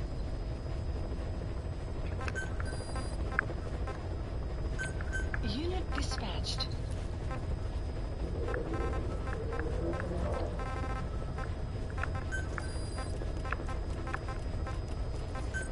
Unit dispatched. Unit dispatched. Unit dispatched.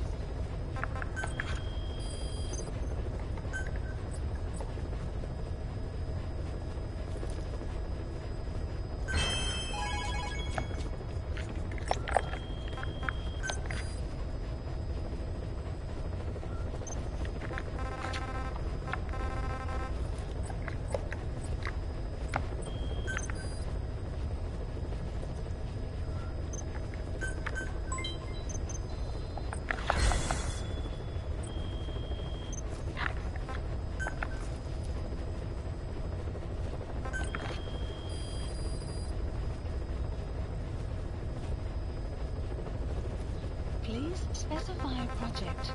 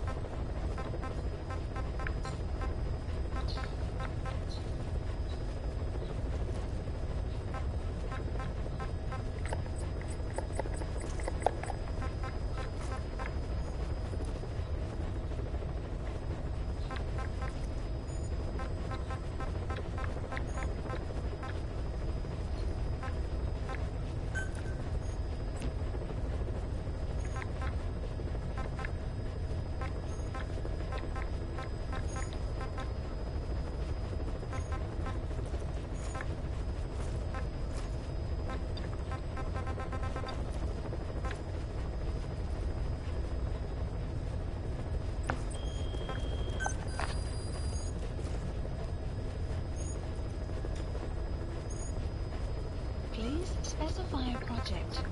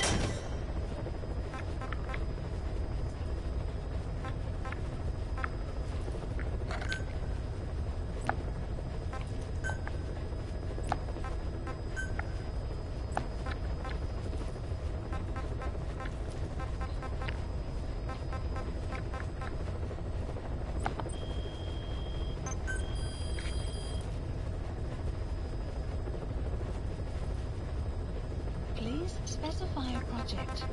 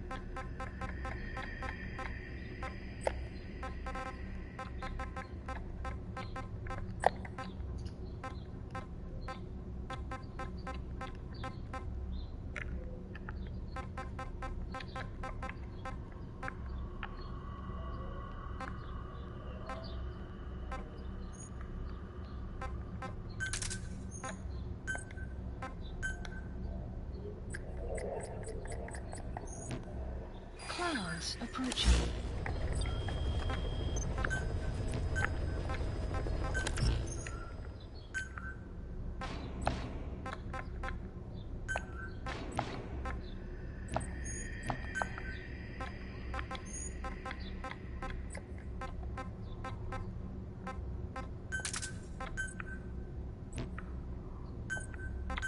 Clouds approaching.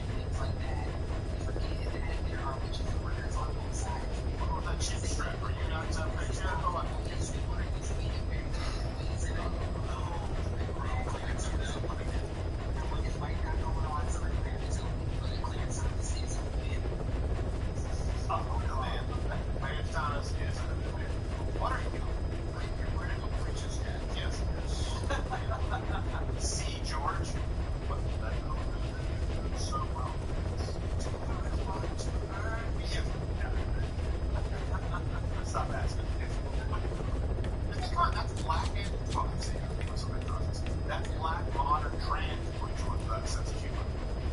Let's get side by side a little bit later. That's yes. It's in Chappelle with George Sanchez. We're just gonna let that go. That's gonna hurt me. I don't. It doesn't make sense. All right. I just didn't know that was a thing. If we don't mind being for free, what free? Anyway, that's a word. All right. And this has been a constant theme we talk about.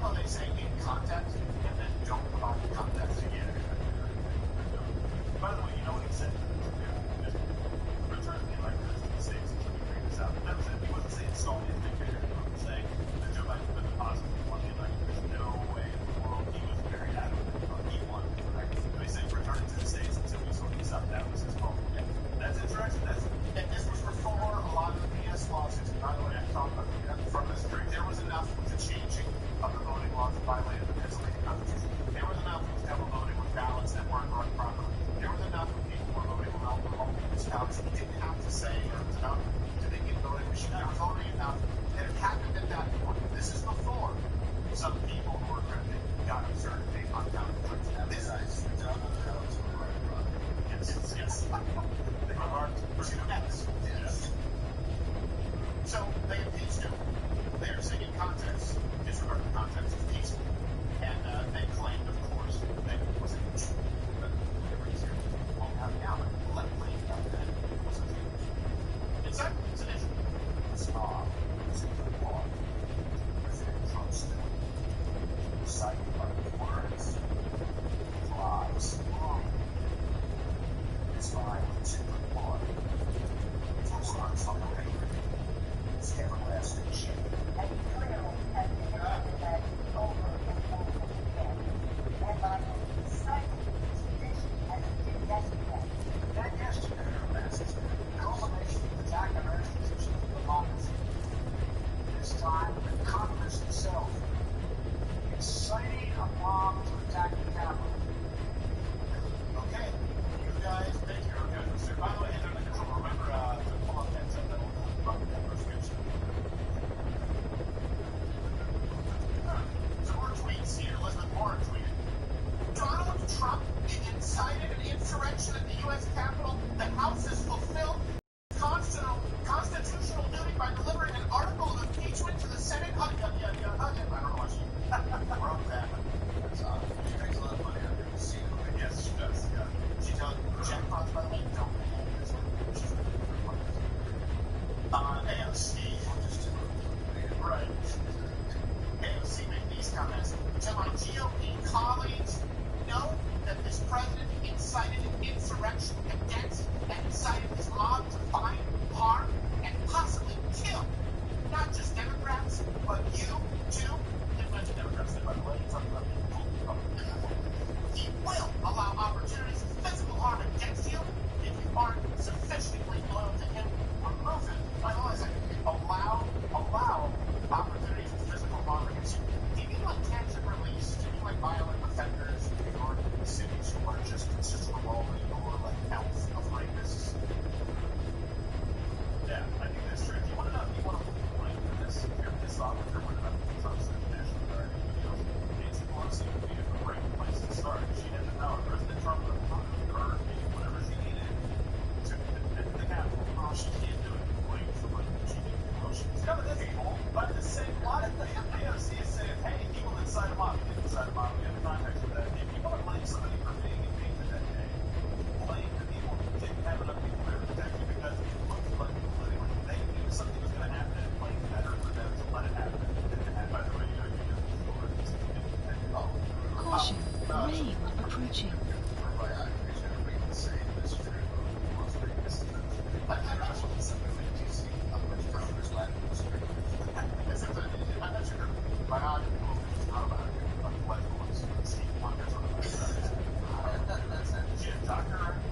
So that's them saying that Donald Trump was calling people to violence and just saw those lists. Brings us to now, where it doesn't only look particularly pain that Donald Trump's playbook. I would argue, and I want to hear from you, because we both sides of this, that it's far worse. It's a sad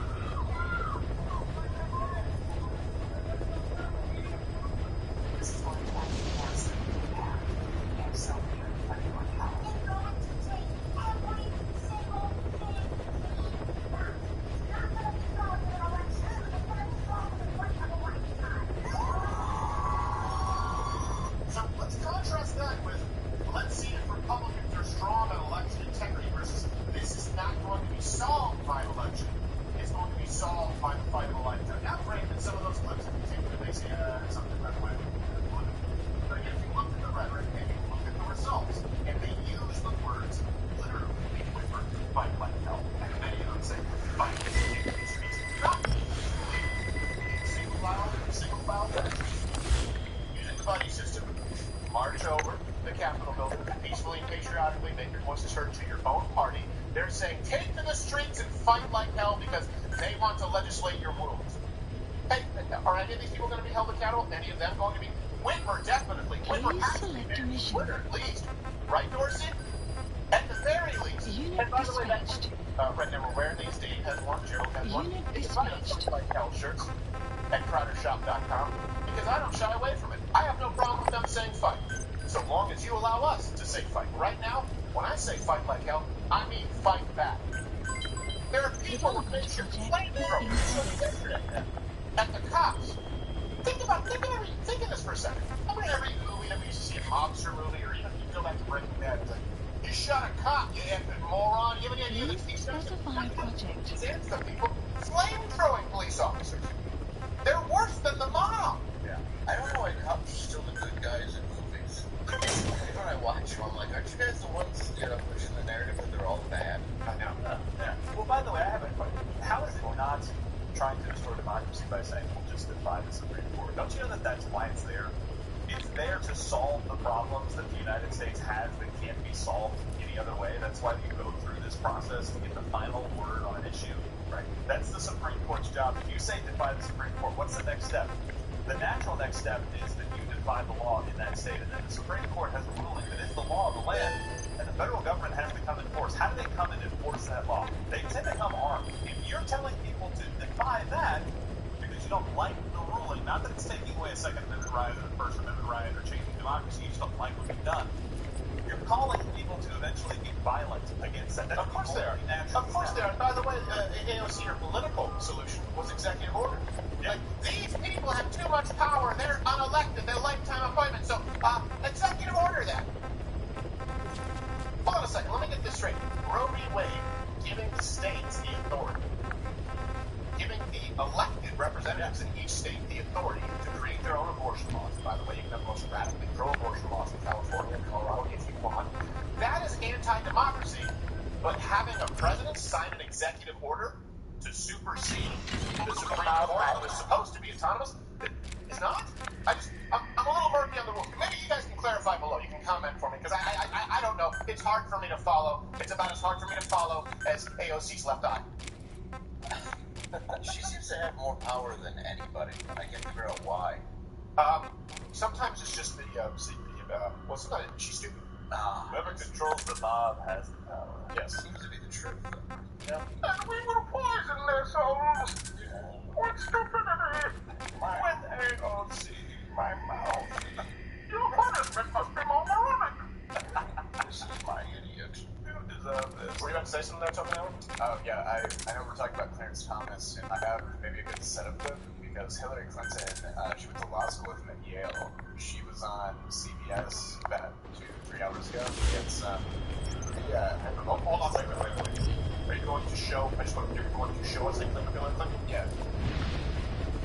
Do we have a bar bucket? Yeah, I just want to make sure I'm prepared for this. It's close. Because, I get the crawls. Yeah, you get the projectiles. All right. Everyone ready? Put her ankles on him. No tangle. Is Piggy dangling to a log singing Rainbow Connection? Her ankles. She should have the leathers. She should have her own leather special. She's white with all the kids. These both of them connect the string. Hello. All right. So this was Hillary Clinton on CBS 2 hours ago.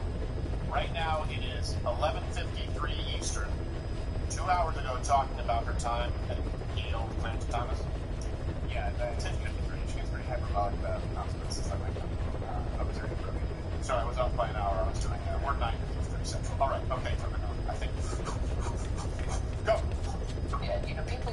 I went to law school with him.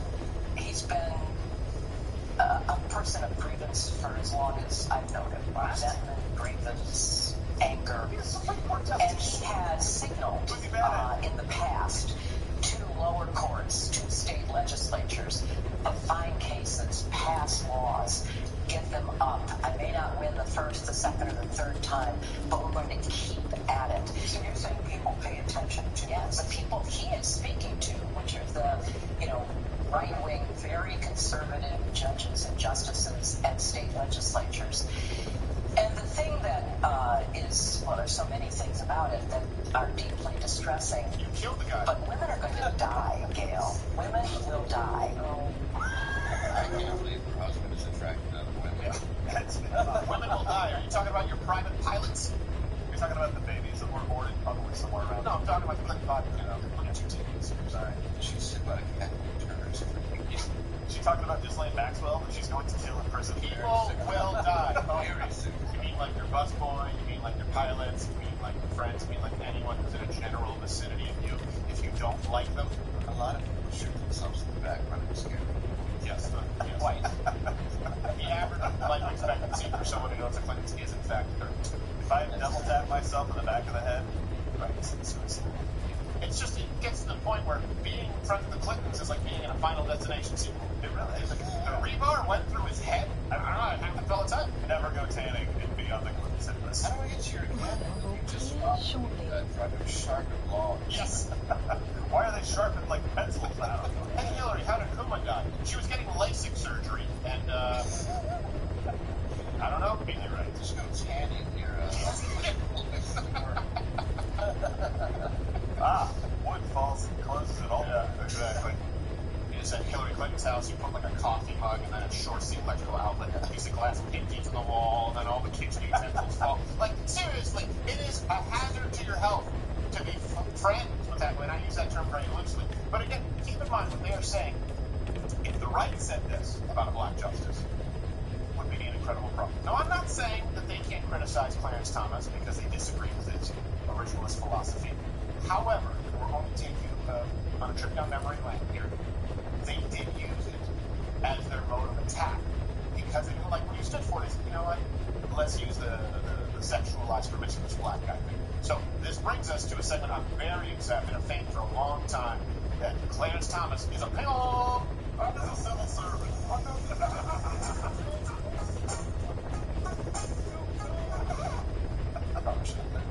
No, I didn't. Yeah, probably. All right. So we have top 5 Clarence Thomas moments, and a lot of big countries remember all of these. I like Clarence Thomas a lot, just to be clear. The fact that the big outrage was that he made a joke about a pube on a Coke kid, it just makes me, I would rather clerk for him than anyone else. It's supposed to be, you know, everyone else, oh, these hallowed halls. Look, I got somebody's ass hair on my pants. Ah! Patriarchy. Yeah, just patriarchy talk. And it's like, good, he seems like he has a sense of humor. He's fucking work. Don't you love how they say he's an angry black man? She says, you know, he was, what was the term she used there? She tried to say he was, grievous. Grievous. I don't even know. Okay, Dickens. He was grievous, someone said avarice. Person.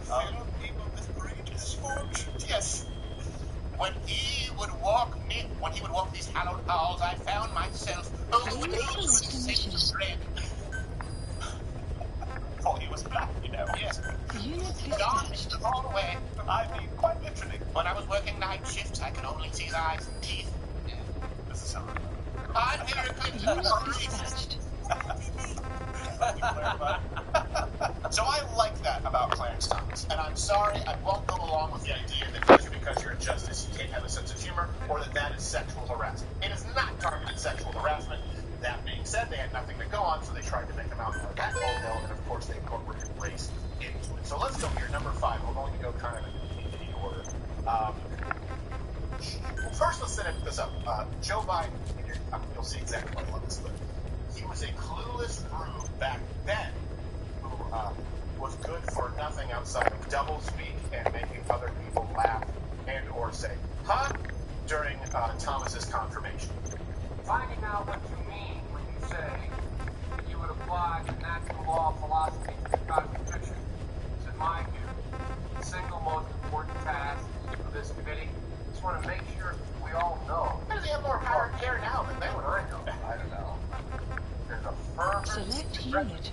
law that wishes to see natural law further inform the Constitution than it does now. Argued against by the populace, led by Judge Moore. Now again, that may be lost on all people. You know, and I know. Select unit. You know what? No one's saying. Staff assigned. Select unit. Like Moore, who leads him in a direction that is both liberal. May imply it in a way that leads in a direction that conservative. Or you may, like Eric argued, not apply it at all. But it is a fundamental question that's going to be almost impossible for non-lawyers to grasp in an exchange. You know, and I know. And when was the last time you practiced law, Joey? Select unit. 20 years old. Staff assigned. I'm kind of glad he's losing his mind. Yeah. Well, Select now at least it's unintelligible. Well, he's crazy, but back then you were just... Staff dismissed. But you know, Dave, and I know. You know here, boy. And I know, son. Dimples on a skull. You see these 3 dimples? All right, Joe, now No. That's enough. Select unit. Joe, please. Now you go up there, Clarence, and you get me a switch, you hear? Select unit. That was nonsensical. Staff I know, dismissed. nonsensical. And this is when they say he was a grievous person.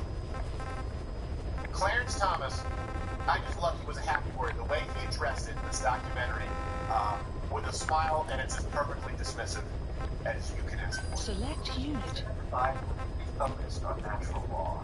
Select unit. No, I have no idea what he was talking Wait, about. what? All I know is that he was asking me these questions about natural law. One thing you do I don't see the shield anywhere. is you have to sit there and look attentively Huh? at people you know have no idea what they're talking about.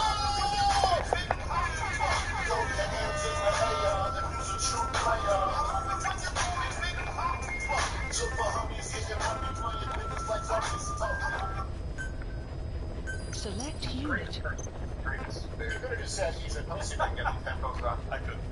Very great. Get your hat back on. You're fine. This segment goes on for a while. Hey, get a question. Headphones. Oh, so how do I do that? How am I supposed to do this? I don't know. Figure it out. You're right. Lean it forward. Lean it forward. It'll work.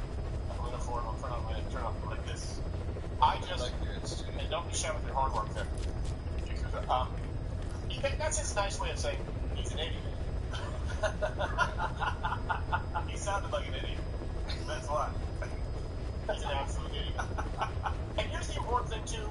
You saw this with Kavanaugh. There's nothing new under the sun. This guy really was. It'll bring me to a point that I want to make. I want to close the segment with. That guy there, Andrew Breitbart. Just so you know, without Clarence Thomas, you wouldn't have had Andrew Breitbart, which you wouldn't have had Breitbart being. It was watching what effectively amounted to, I'll let Clarence describe it, but a public lynching in town square that turned that man conservative. So allowing the left to try and cancel, commit character assault, guess what? There's value in that when they're so far off the game. So this happened with Clarence Thomas early on. And that's why I think I've always, really, I've read biographies on him. He's a fascinating character and very consistent with the law. So let's go to moment number 4. And this is something, again, this is why they hate him so much. You'll notice Select unit. don't like our people Staff assigned. the elitism. So this is that time that Justice Clarence Thomas Select called unit. out the Supreme Court's Staff elitism. assigned. One of the things that Select unit. Staff assigned. very heavy on this mentality. 8 of the 9 of us are from Ivy League. Please specify a project. You know, there's a tendency to sort of stay, be almost religious that way.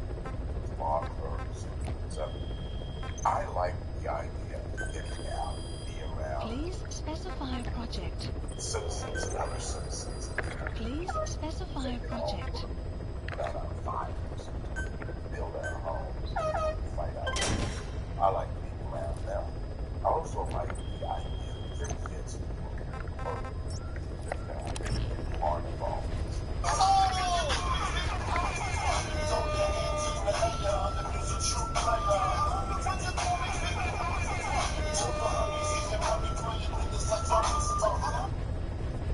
Here's the thing. Again, that's indicative of the whole headphone. That's indicative of a guy who didn't think that he was too good for the rest of the institution was too important to be criticized. Think about Donald Trump, right? He's just the line between the elitists and you. That's the same thing with Clarence Thomas on that bench. He doesn't care. He doesn't care what Hillary Clinton says about him. He does not care. Blondie will make a Clarence Thomas be what he is, but it do. Which brings me to another point here. I'm going to stick up the best of the world. Looks like Rick Flair. No, she's not. Woo, woo, woo. I'm a little more macho man than you said. That's Let me tell you something, brother. I'm gonna make a Supreme Court decision that'll make your skin crawl. Yeah. snap goes to a tree of two. This brings us to moment number 3. Okay? And this is Clarence Thomas's decision relatively recently in New York State Rifle and Pistol Association versus the crime. And he dropped the metaphorical hammer, saying, the constitutional right to bear arms in public for self-defense is not a second-class right. This is a through line in the book. He's saying we are all citizens of the United States. He just said that there. It's not, there's the firefighter, there's the policeman, and there's the garbage man, and then there's me, justice. He said there is no second class. It's a right or it's not for all people. That's how it's supposed to work here. To bear arms in public for self-defense is not a second-class right subject to an entirely different body of rules than the other Bill of Rights guarantees. That is not how the First Amendment works when it comes to unpopular speech or the free exercise of religion.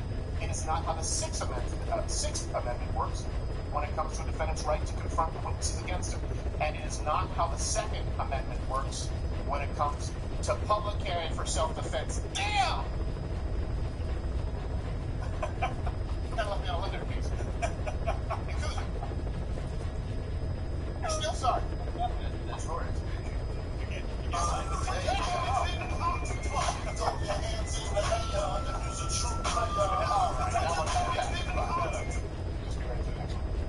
I thought he was doing it after. No, it's an incredibly important comment that he made there. He left no ambiguity for people. And this is what pisses people off because they're saying he can control what a state can do in the Second Amendment versus abortion when they can't control it. It's like now it's a state right for abortion, but you're controlling as the court what they can do. And he's like, no, you're placing unnecessary restrictions on a right already given specifically by the Constitution. And I think really important is important. It's not a second-class right. Yeah, that is a big difference between if you look at people like the civil minorities. Now, maybe they don't feel this way, but they try and rule that way. Or they say, well, hold on a second, we have our security. It's different for us because we're here, and you're not.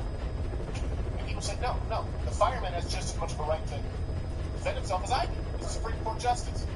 Again, it's anti-elitism that you see from Justice Thomas. Which, by the way, that's not a big cowboy hat, but it works. This brings me to moment number 2. And this is just something that I've noticed. Got my name, my last initial on. Moment number 2 is, this is kind of almost a life creed that you from Clarence Thomas. But again, if you've read enough of his work, and if you've watched enough interviews, you will see that this is consistently how he expresses himself. Where what you do, what actions you take, and the decisions that he makes as a Supreme Court justice cannot be dictated by societal circumstance or by what people want him to do. So this is number 2. Here he is dropping some words to the front. You know, you can be in the middle of a hurricane, or you can be on a calm day, or the storm. You can be in a thunderstorm, or the storm. People can yell at you, or the storm. It doesn't change the fundamental thing. And in this business, right is still right, even if you stand by yourself.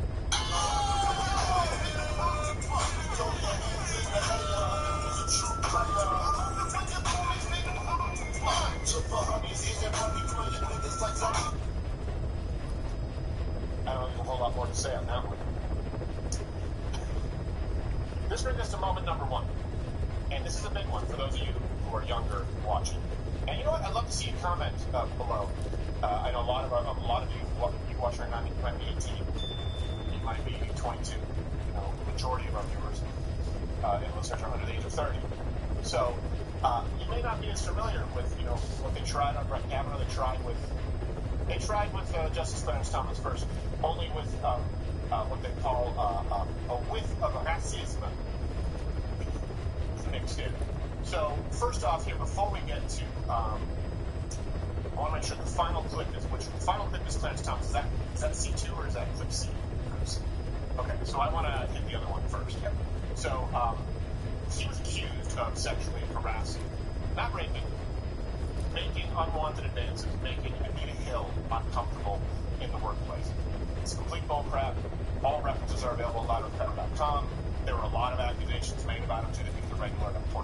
store, video store, where the timelines couldn't have added up. Oh, isn't that trend that was right down on because he didn't live in that area at that time. They tried to make it seem like he was a pervy old black man. You know, the evil, promiscuous black man who's going after all the white women. That was their mode of attack. And the lady at first who made this accusation, right, was anonymous, and if the accusations were true, Thomas would know. Anita Hill admitted to lying at least 5 times under oath, just to be clear. And even then, if you look at the accusations that were made, they're really not that bad, even though they're false. Now, other female colleagues who had worked with Thomas for years, many years, rose to his defense. With him at least once a day. He never made an inappropriate advance, uttered an off-coloring remark, or used coarse language in my presence. I was younger and more politically active than Anita Hill. I was the first person to bring and introduce him to a luncheon with Thomas Sowell and others at the Capitol Hill Club.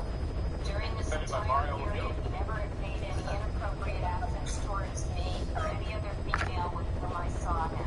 In addition to working with Clarence Thomas at the Department of Education, I shared an office with him for 2 years in this building. Our desks were a few feet apart. Because we worked in such close quarters, I could hear virtually every conversation that Clarence Thomas had. Not once in those 2 years Unit dispatched. did Clarence Thomas make a sexist or offensive Unit dispatched. Not once. No. Now, to be fair, those women.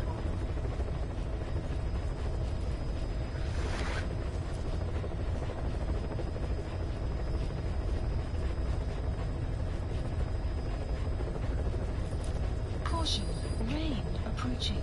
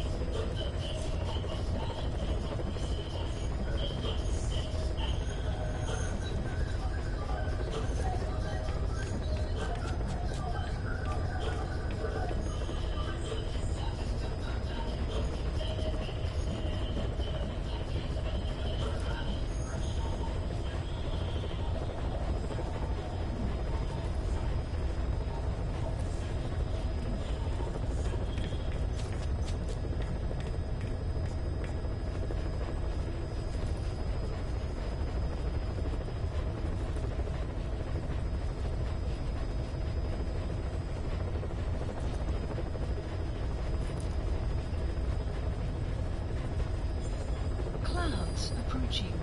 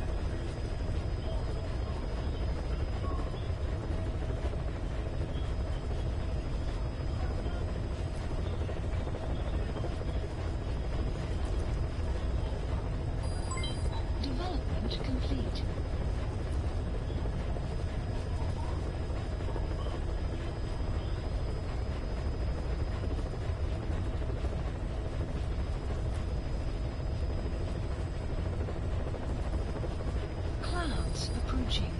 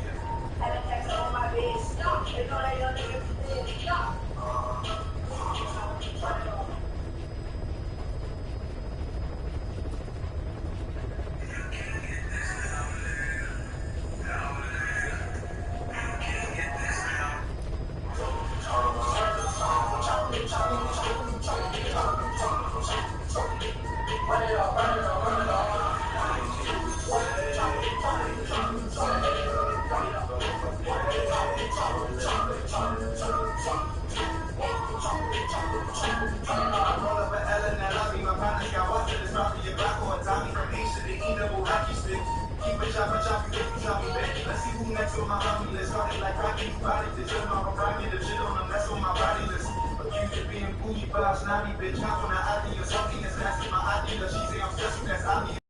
ID is run up the racks for the most part I grab when they ask what my hobby is. Run it up, that one it out. Bricks as fuck, I'ma hunt it up. Swipe up like I'm on a bus. Stage set, I ain't wanna rush.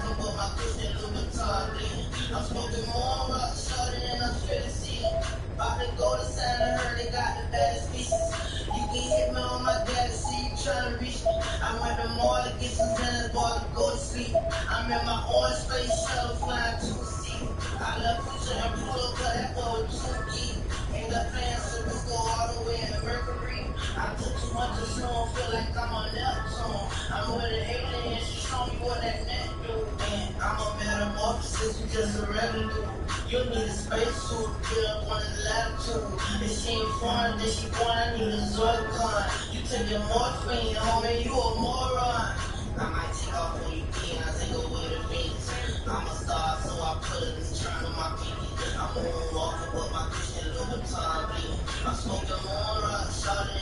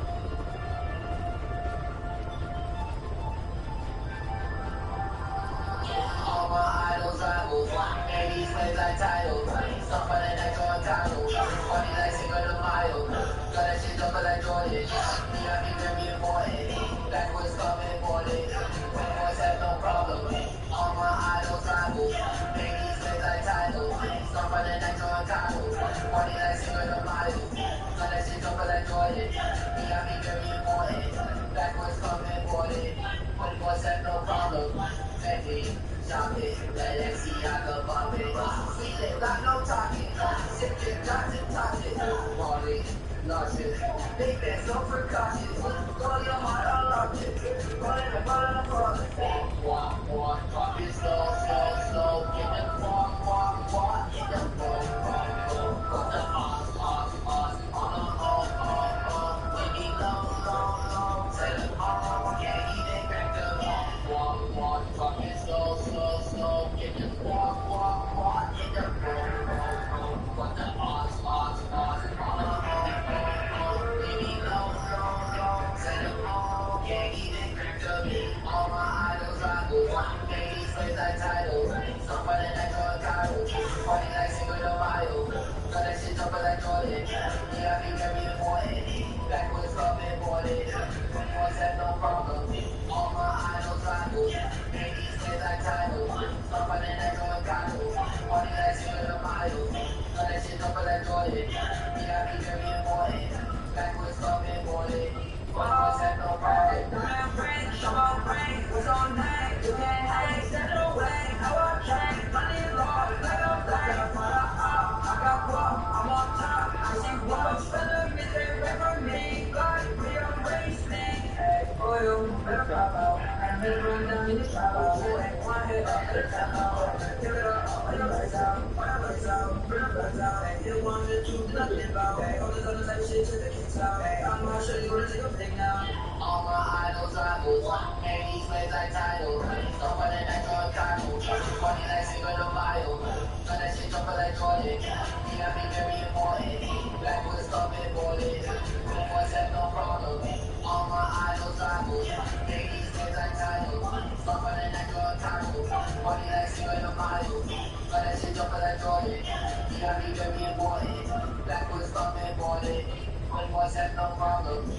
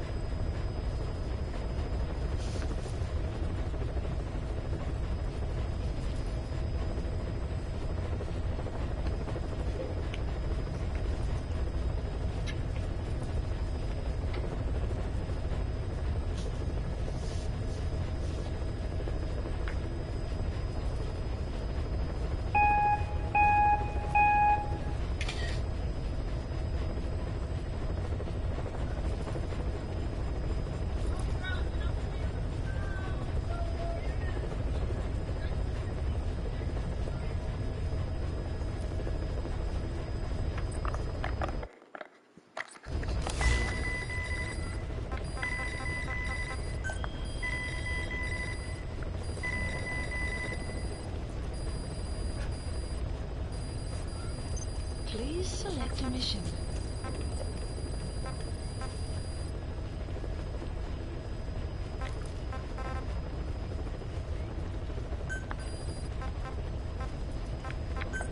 Unit dispatched.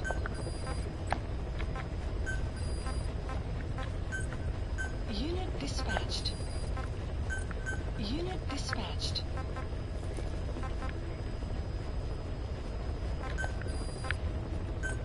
Unit dispatched.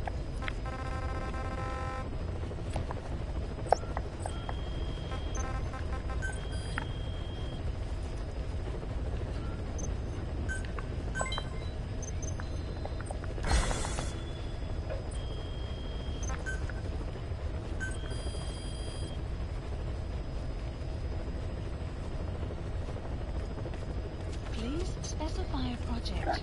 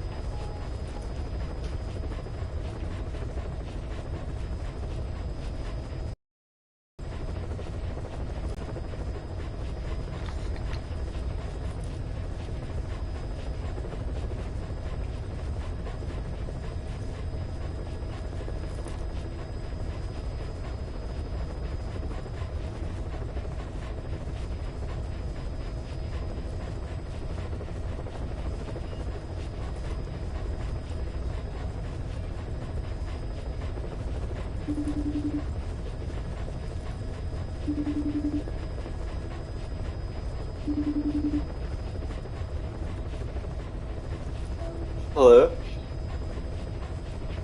What? Hey, what's up? You caught me been looking at my dog. Looking at your dog? What's his name? Oh. Bosco. Basco? Bosco. I've never heard of that. Bosco? Like Yeah. chocolate? Yeah. Is that like a brand of chocolate, or what do you mean chocolate? It's a chocolate you can get at Cracker Barrel. At Cracker Barrel? I've never actually been to Cracker Barrel, I don't think. It's not that good. Yeah, they're mostly in the South, so yeah. Never been. They're not I'm that sorry about your dog. good. It's okay. It's not your fault. Or at least you have like another one. Don't leave the other one that's like alive still in the dirt. Yeah. She's Yeah, that's right a good there. dog. She's actually my stand. Your what? Your nightstand? No, my phone stand right now. Oh, your phone stand. No, but like he was obviously at a spot that was probably pretty like not where he wasn't. His quality of life was probably pretty low. You broke out for a second. I'm saying like you gotta think about his life quality was probably pretty poor. You know, I assume for your parents to put him down. My mom. For your My mom. parents are not together. Mine too. Twins.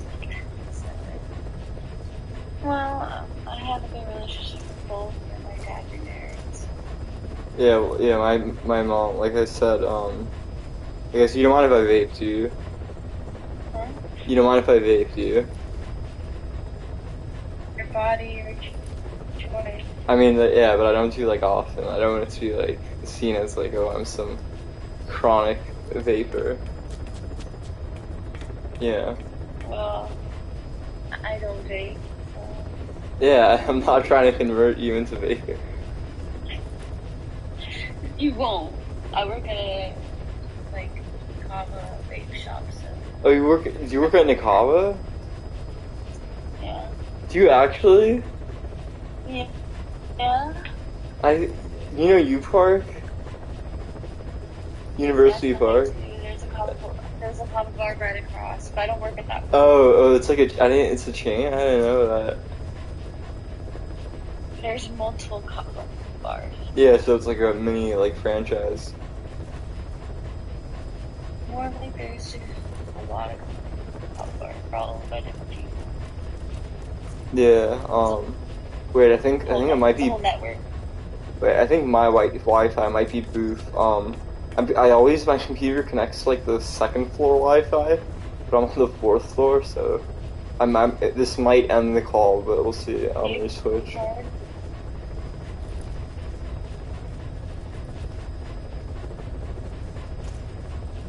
Oh yeah, I think that works. Are you at U Park? Yeah. Not for long though. What? I used to live there. Like. Did you actually? Yeah, like 2 years ago. And you still stayed so wholesome? What do you mean? I actually wasn't wholesome. You weren't corrupted?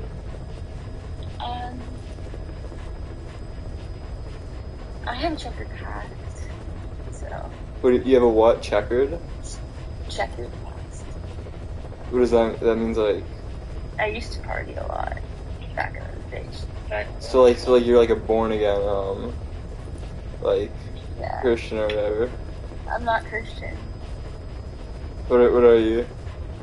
Nothing. You're or you just like believe in like spirituality, but not like organized religion kind of type shit? I just don't believe in religion. What? Yeah, you do, or at least you fucking, No, I don't. or at least like you live like you believe it. You know, that's a funny misconception because the word religion is written 6 times in the Bible. That's what I'm saying. So you fuck with like the ideas and the morality, but you don't like the organized part. The Bible's not a religion. I mean, yeah, fucking playing like games and shit. No, I'm not. I mean, obviously the word the Bible, or like, yes, semantics, but yeah, no, but so, like that would be like describe you, right? So you like you see like morals, like the Bible or whatever teaches you, like I was like teaches you like morals and like certain like ideas and lessons. It's like, what do you call it? Yeah, it's almost like a bunch of, basically, you can think of it even like, yeah, you can't even like, it's basically just like I don't know what you call it. It's like stories basically, where just like it could be like fiction, it could be like fantasy, but it just like teaches like good moral at the end, you know. Well, some of them are actually true. It's just I've read the entire thing, and it does not point to any religion. It actually points against religion. The entire New Are you talking about like Testament both like the New Testament and the Old Testament? So it goes through a lot of centuries, but I'm. What do you mean it goes through a lot of the Bible, or what are you referring to? Your wisdom? Like, it goes through a good amount of centuries. Yeah. So it's not just one century it was written. It was written of the. But no, but there must have been one initial. Well, first I don't know. I was like, I'm not Jewish by blood, but like I was basically raised Jewish. Like the person that my mom like married, and I basically like consider my real dad. And I have that one stepbrother with that one half brother. I basically consider my real brother. He's Jewish, so like I was like raised Jewish basically. But was I going with that? I don't even know where I was going with that. Oh, but basically, yeah, like I know, like at one point, like the old, the Bible, or like whatever, like Christians consider like the Old Testament, like that was obviously like made like at a point or whatever, or like given, I think. But actually, I don't fucking know how it even came into fruition. I know like there was the commandments and shit. Actually, that's a great point. Even like the OG Bible, because like Jews believe like everything Christians do. They just don't believe that, like, they believe like Jesus was a really good guy. He just wasn't the Son of God. So I grew up in a Christian household, and it really never got to me because like. What do you mean got like sunk in? Like, yeah, it just didn't feel right to me. Like, it felt off. And I realized something, like, later on, after God saved me, is that by labeling Christians, by labeling themselves as Christians, they're separating themselves from the rest of society, which you're not supposed to do. You're supposed to try to make other people better. You're not supposed to, like labels and like othering and stuff like that. You're not supposed to exclude people. You're not going to. Yeah, I see what you're saying. Oh, That's I'm interesting. a Christian. I'm saved, and you're not. That's not what you're supposed to do. You're supposed to be thankful that you understand that, like, you're trying to do better. Like, you should be thankful for that. You shouldn't be like, oh, I'm. That's a good take. You know. Yeah. Because like the entire New Testament talks about prophecies where it says, "I will be for all nations," basically. And how can he be for all nations if Christianity is a portion of the world? Yeah. That makes sense. It's like the Tower of Babel. It's like we're well, no, that's weird. It's actually because that kind of fights against that, actually, now that I think about it. Because I'm pretty sure of the story. There's this funny guy, Alex Stein. You have to look him up. He's so funny. But he's like kind of a conspiracy theorist or whatever. And he talks always about like there's like this new world order, and he's like anti-globalist and stuff. But like, and some of that stuff is obviously like I don't believe it's like horseshit or whatever. Because a lot of them, you know, if you go to like the far right, like they would hate me or whatever, for example, because I'm like, you know, was raised a Jew, like they hate Jews or whatever. What? Who hates Jews? Who hates Jews? Like everyone. Really? Why? Because you didn't know that they were historically always prosecuted. And nowadays. Everyone's prosecuted everyone. Well, but they were like obviously the Holocaust. That's just in recent history. That's terrible, but Yemen is happening too, and Yeah, I'm not educated. Oh, that's with Assad, you mean? there's a lot of war. Yeah, no, yeah, obviously, yeah, and there's not, but that was, I mean, yes, I don't want to, obviously, I feel like a little bit of attachment to it, because that's, like, culturally how I was raised, but yes, obviously a lot of people are, but yeah, but I'm just saying modern. Doesn't mean the tragedy is less. Exactly, yeah, but, like, in modern times, just, yeah, on the far right, like I consider myself, you know, like a libertarian, kind of moderate Republican, somewhere in there. But what's it called? But yeah, if you do start getting far right, like the actual like alt-right or whatever, like people like will like accuse people of being like on the right, being like all right or whatever. But like that, like I really don't feel like as I seriously, because that's when like they're basically they believe like Jews control all the media and all this stuff. Like that's like a conspiracy. Like Jews like secretly run the world. Oh my God, you can look it up right now and you'll see like dozens of people saying like. Yeah, it's insane. They think like there's this guy like George Soros, and he's a really rich and powerful Jewish guy who just happens to be Jewish or whatever. And they're like, oh yeah, Jews control the media. Like they're just basically that stuff. I stay out of that stuff because it's not really good. Yeah. It hurts my health. Yeah.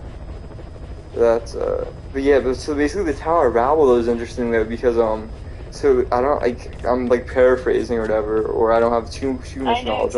But yeah, but they were trying to build, you know, something to heaven or something like which was bad or whatever to like to like not kill him or do something bad. I think it was like a nefarious reason or whatever.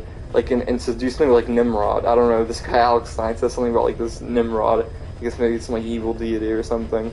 But yeah. So basically, so it was like bad, and then the reason God like switched up the languages and shit was to like stop people from I guess you can look at it as two ways, as like because what you're saying obviously is you don't want to be like a separatist, you and everyone, you know, we're all humans, you don't want to be together. I have a question for you. Yeah.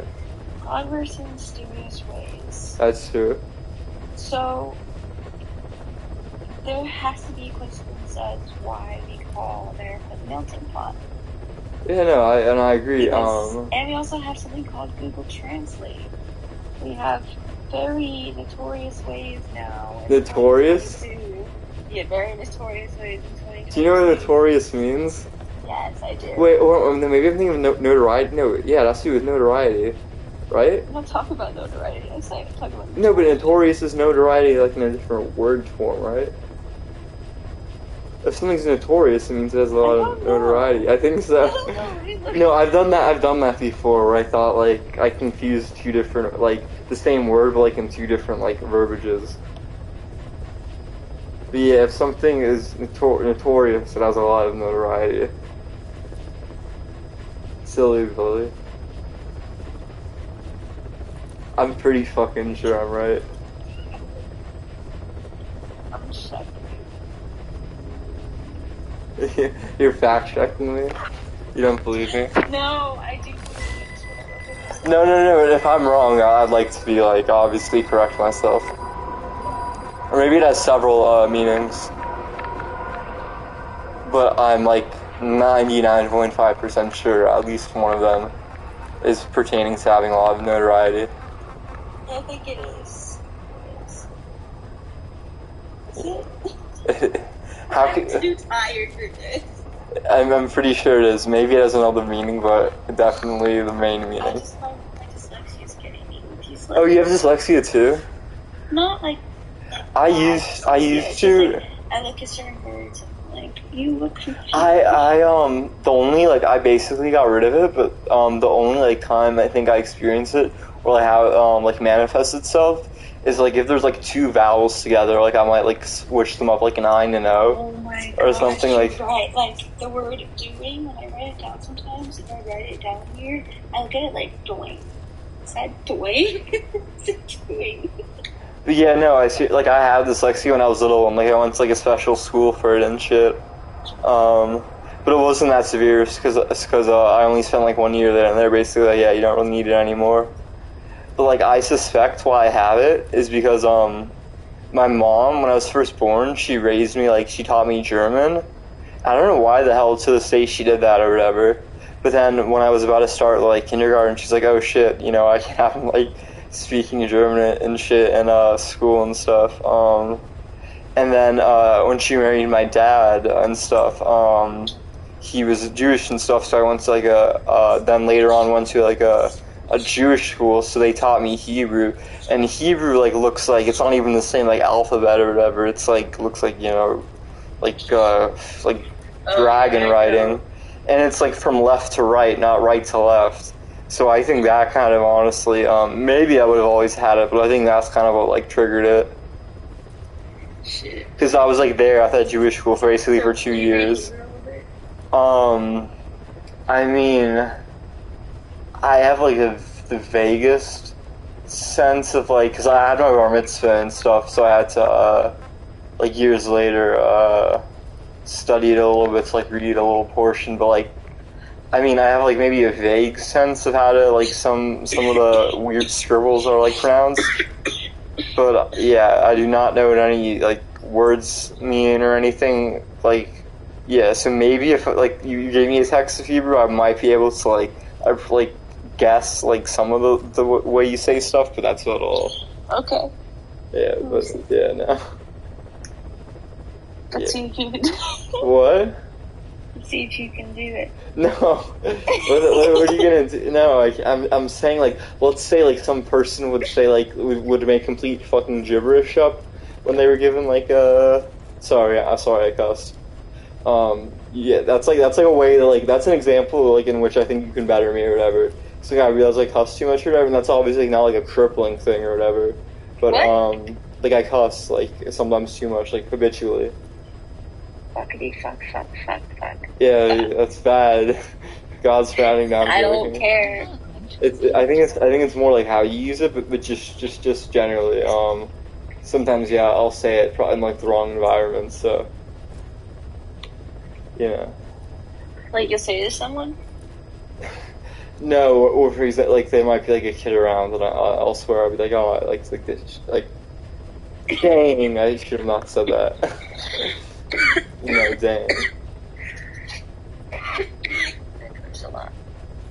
I do too, but yeah, but it definitely, yeah, I gotta like be more conscious, I think. Wait, can you see that dot? Yeah, the lights. It's on my forehead. Yeah.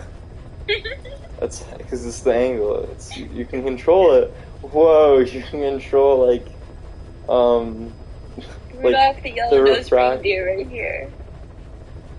Yeah, that's true. My hair's fucking yellow. That's cool. No, it's not. It's bad. I mean, my nose and the dot was cool. I think I'm gonna have my friend like dye it again and then have it like either be white or just like I'm gonna be fucking and go black. Like I've like I kind of missed the train on tattoos. You know, a lot of my friends, like people are like mad surprised like some of me and stuff. Like they don't have any tattoos. One is because I'm like deathly afraid of needles, and also two because like I'm kind of like afraid like I might like get it and I'm like regret it later or whatever. It's like pretty close to permanent.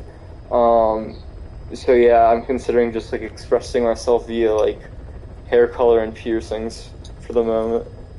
I used to do that when I got my tattoo. Oh yeah, see.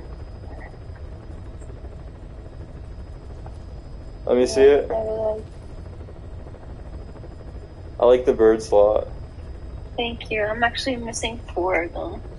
What do you mean? Oh, it's a work in progress. It hurts so much. It hurts so much. Oh, you just like you're like yeah. And I'm also finishing this tap that right here. Oh, let me see if I can. I'm thinking about getting my nose pierced soon. You gotta come with me so I can hold your hand and squeeze it super fucking hard. I'm not good with blood. What do you mean? I got my with blood. No, I'm getting my nose pierced. I said, and I don't think you ever have your nose pierced. No. What's it called? I haven't either, but I don't think there's any bleeding. I just think I got my. You have your ears pierced? I have my ear pierced. I got this part pierced. The bottom one isn't? What's that shit? You have a earring on the bottom. I do. Yeah, so you have 2 piercings. I got those when I was 7. I got this when I was 17, and it was at, like, it was in New York, in St. Mark's, and it was, like, the pain wasn't that bad or whatever, like, and I'm still, like, deathly afraid of needles, like, the guy, like, he, like, and then I'm like, it wasn't that bad, and I stood up, and then I'm like... Oh, this hurt. This one really hurt. Okay, don't tell me that, shut up. Well, okay, so, are you getting it on... Let me finish my fucking story first. So I got the, so, like, yeah, he gave it to me, and I was like, oh, the pain isn't that bad. But then I stood up, and then I'm like, there's a hole in my ear, there's a hole in my ear, there's a hole in my ear. And then I just kept, like, in my mind, like, kept, like, on a cycle, like, there's a hole in my ear, there's a hole in my ear. And I passed out.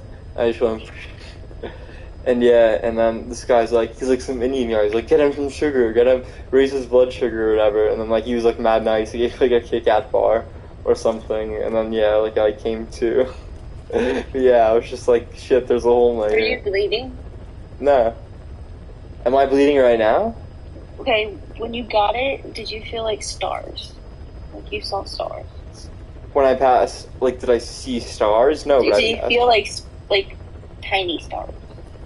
Did I feel tiny stars? Okay, so usually when some people pass out from getting earrings, it's because they're anemic.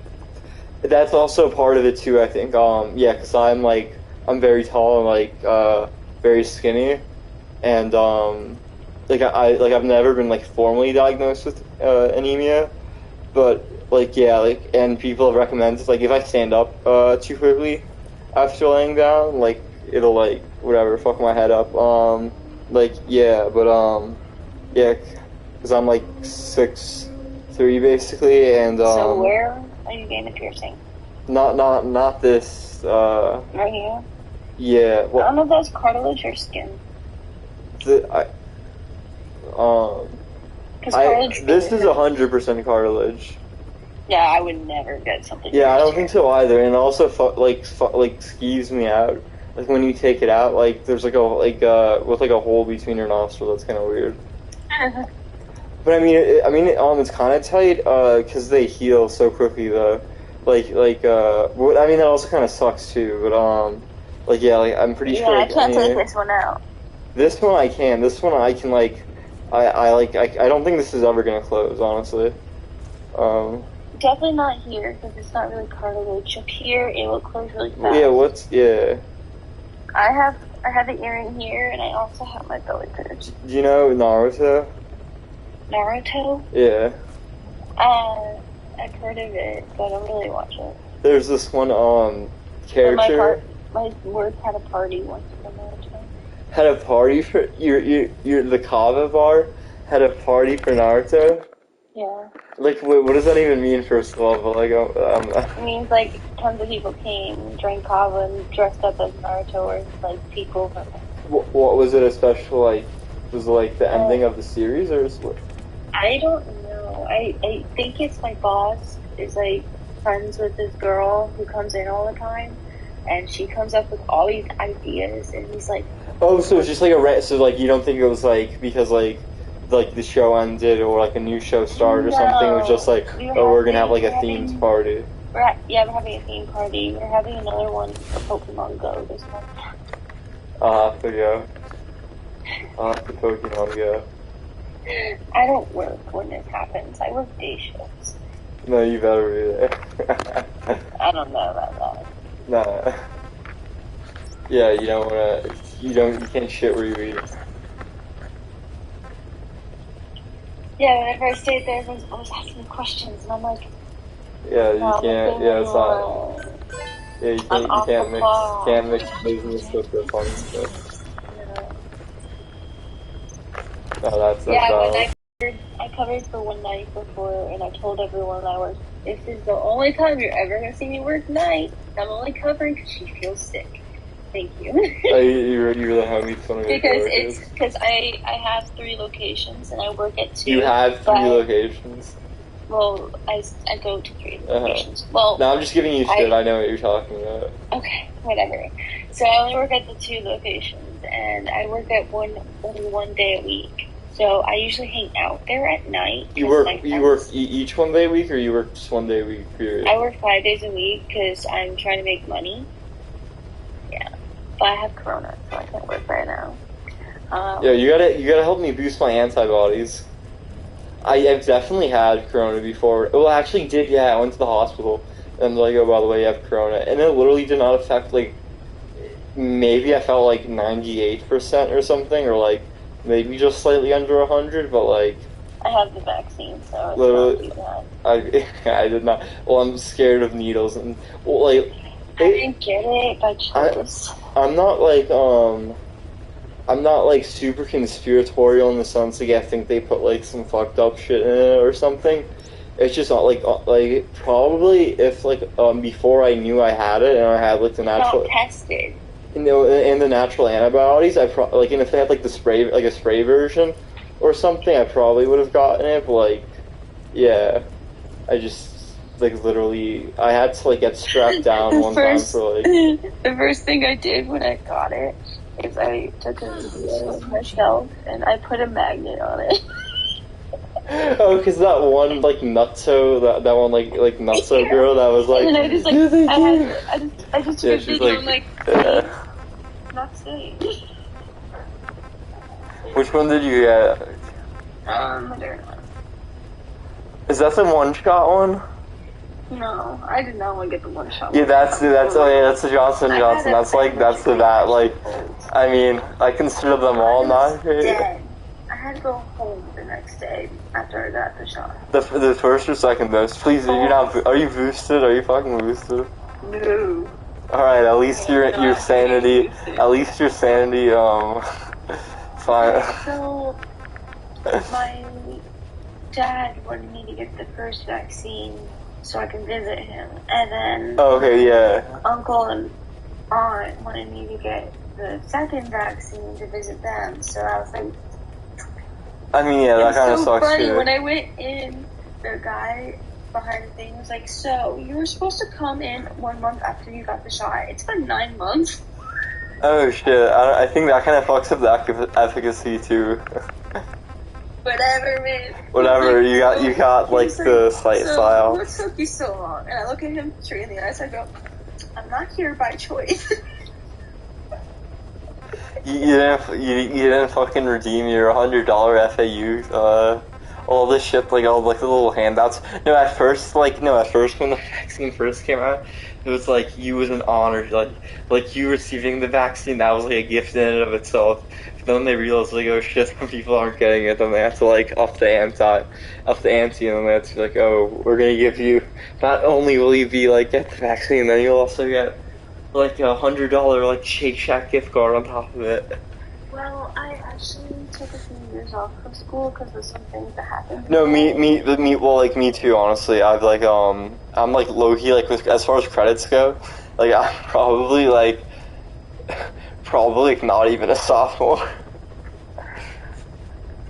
I'm about there too. I'm a sophomore, almost junior. You're 21, 22?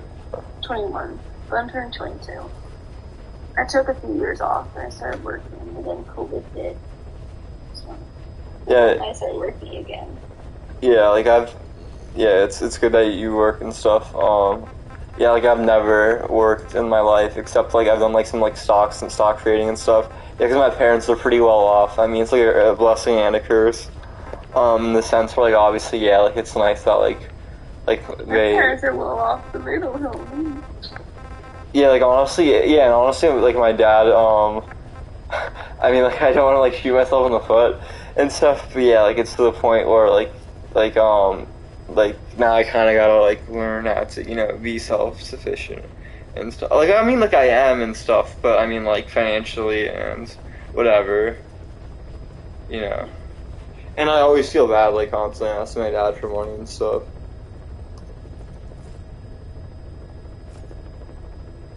Yeah, I don't ever ask them for money. I mean that's good, and you should feel like Like, I kind of feel like a piece of shit sometimes. I'm like a leech to my dad. Well, if they are okay with it, then...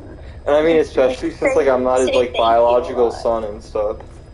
You can always just say thank you and just be appreciative. Yeah, of course. You know? And yeah, no, and I'm like, and like, it's so bad now, especially since, like, I'm living down here. I don't get to, like, talk to them as much. Like, I would say probably, like, 8 out of 10 times, like, when I talk to my dad and stuff or whatever, just, like, ask for more money. That's kind of shitty. Yeah, I need to, like, give him an extra big hug. Just say I love you one day. And that's also, like, part of, like, why I don't want to reach out to, like, my, or, like, see, like, my, biological dad, like, in California and stuff, is because I feel, like, kind of, like, it's betraying, like, my stepdad, who's basically, like, been there and done, like, so much shit for me. Like, literally with, like, the amount of, like, whether, like, mental health, like, places I've been to, and, like, private, like, boarding schools, and, like, all that shit, they've probably put, like, my dad's probably put, like, several freaking, like Lamborghinis in me, like, not, like, no joke, like, probably, like, honestly, like, ask him to go with you and get a hotel. Ask my dad to come with me to meet my real dad for the first time since I was 6.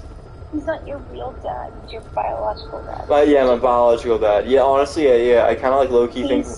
The dad you have right now is your real dad. Oh, thank you. I appreciate that, and that's how I feel. That is how it is. He's your biological dad, that's your real dad. There's a big difference. I would not even say that. Yeah, my biological dad, wasn't my real dad. Like, the guy who like, his name is Peter, he was the one that was there for me, was that, like, person, like, was my dad for me. So ask your real dad to meet your biological father. I think, like, meet him, I think they have, actually. I think, well, when I was 6, my parents, so I'm only gonna refer to my, like, stepdad, or, like, my whatever non-biological dad as my dad, and then I'm gonna say bio dad for referring to my dad. But what's it called? But I'm pretty sure, like, so my mom and my dad married when I was 2 years old, and the last time I saw my biological dad, I was 6, and it was in New York City. So, like, I'm pretty damn sure that I can't remember exactly, but I'm pretty freaking sure, like, my dad and my bio dad have met.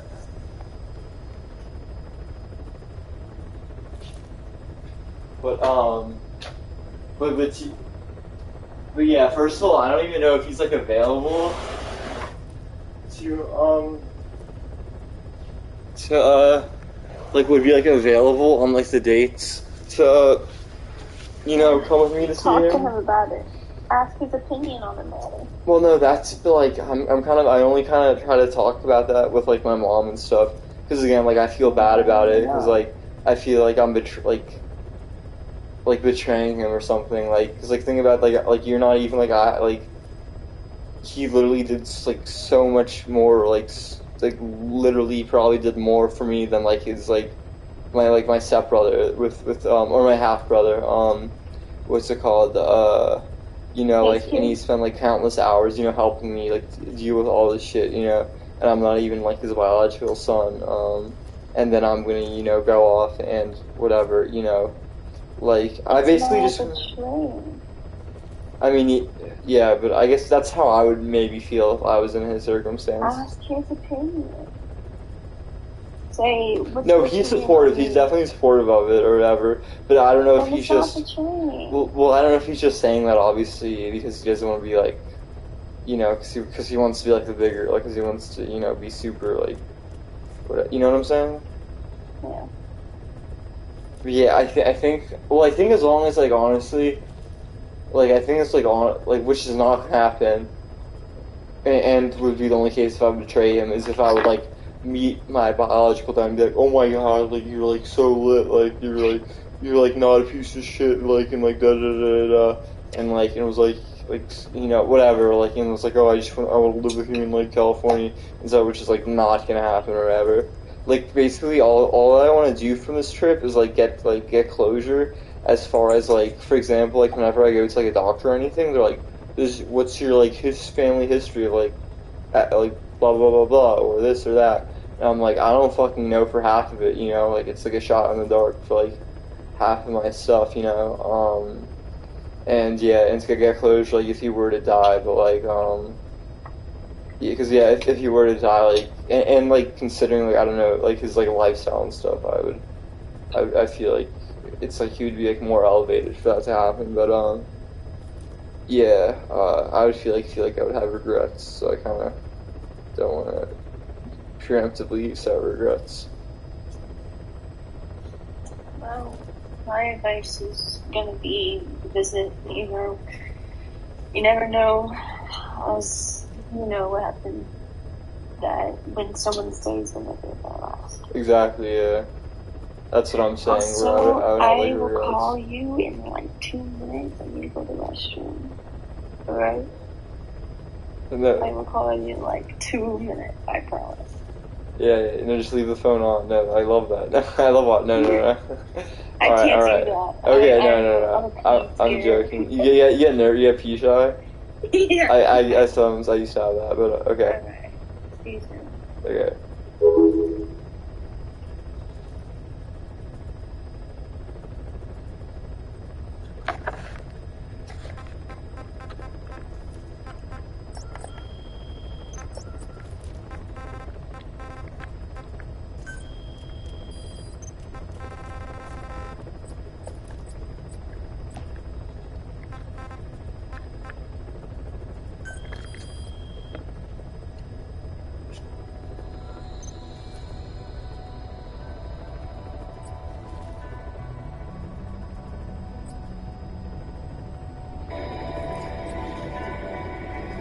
You always just say thank you and just appreciate it. Yeah, of course. And yeah, no, I'm like, it's so bad now, especially since like I'm living down here. I don't know. So as much about like.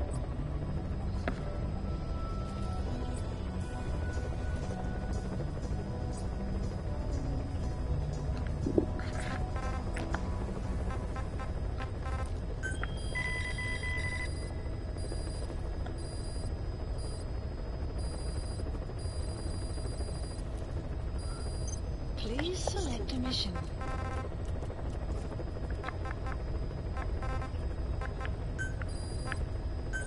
Unit dispatched. Unit dispatched.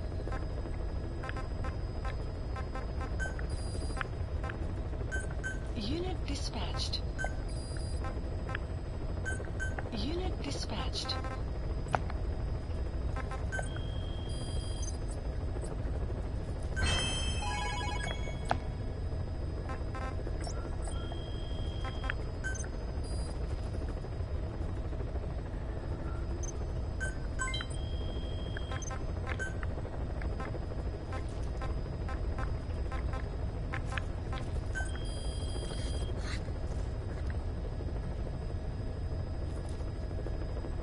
Please specify a project.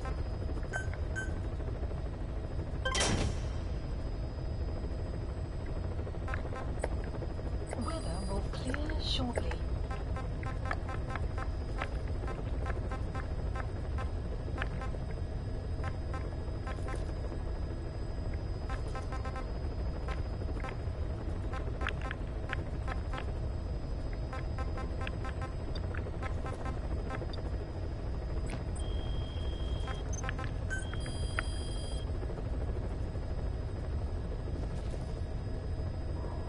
Please specify a project. That was probably pretty like not where he was in. His quality of life is probably pretty low. I'm saying like you gotta think about his life quality was probably pretty poor. You know, I assume for your parents to put him down. Pretty much. That's mine too. One.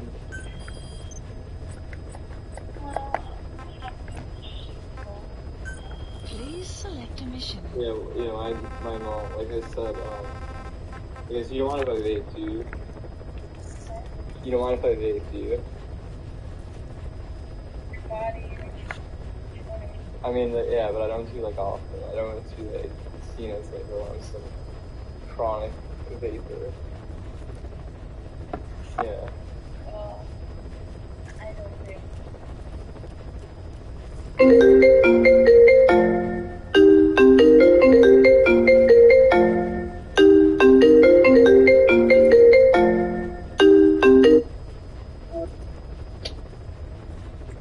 Hello, man. Hi. Is your bladder feeling good?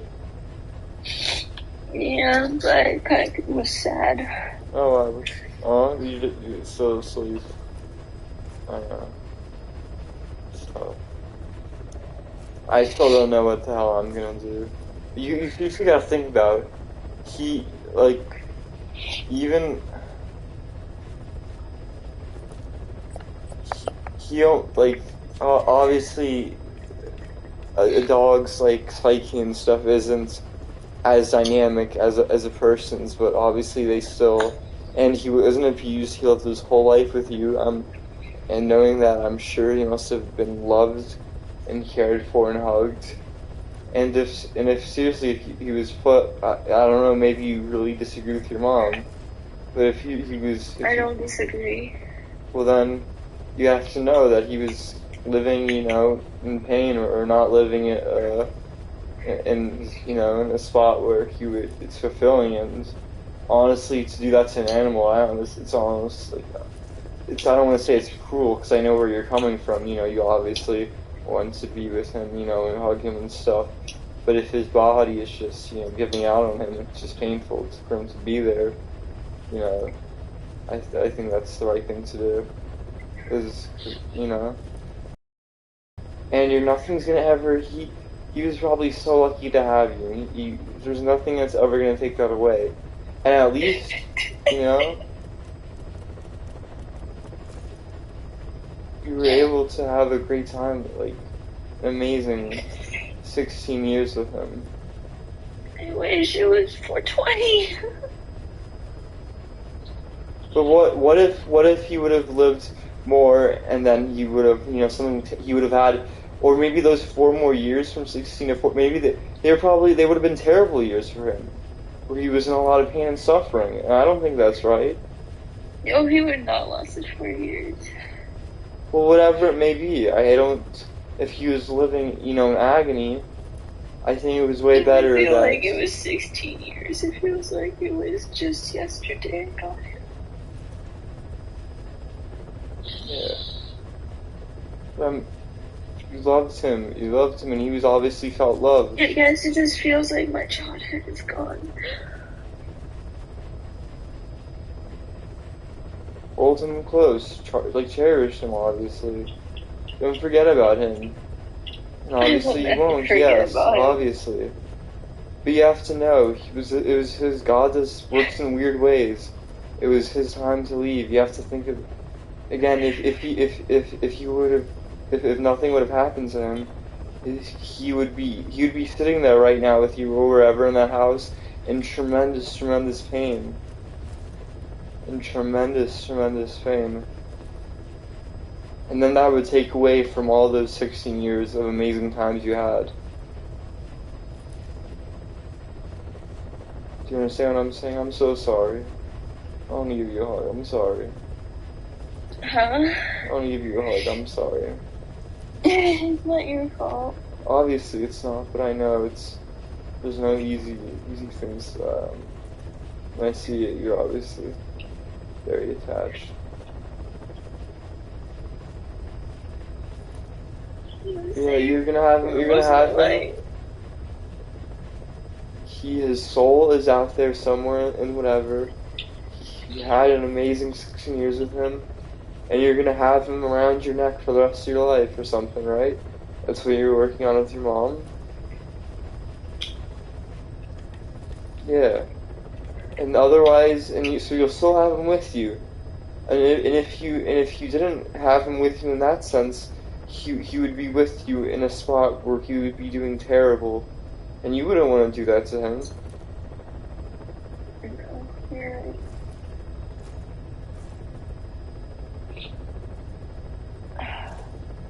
I'm sorry. It's not your fault. No, I'm sorry. Like, I keep smelling this blanket downstairs. It smells like it. This is its toy. and cherish that. I have my other dog. I got this for him when he was passing, and she started playing with it, and then she started sniffing it. Wait, a different dog, or the one? Yeah, this or dog. As She like. started playing. She started playing with this because she saw it and she smelt it and she stopped playing. Oh. Okay. Yeah, no, seriously, like. I know, it's tremendously tough. But he's Aww. with you. He's with you.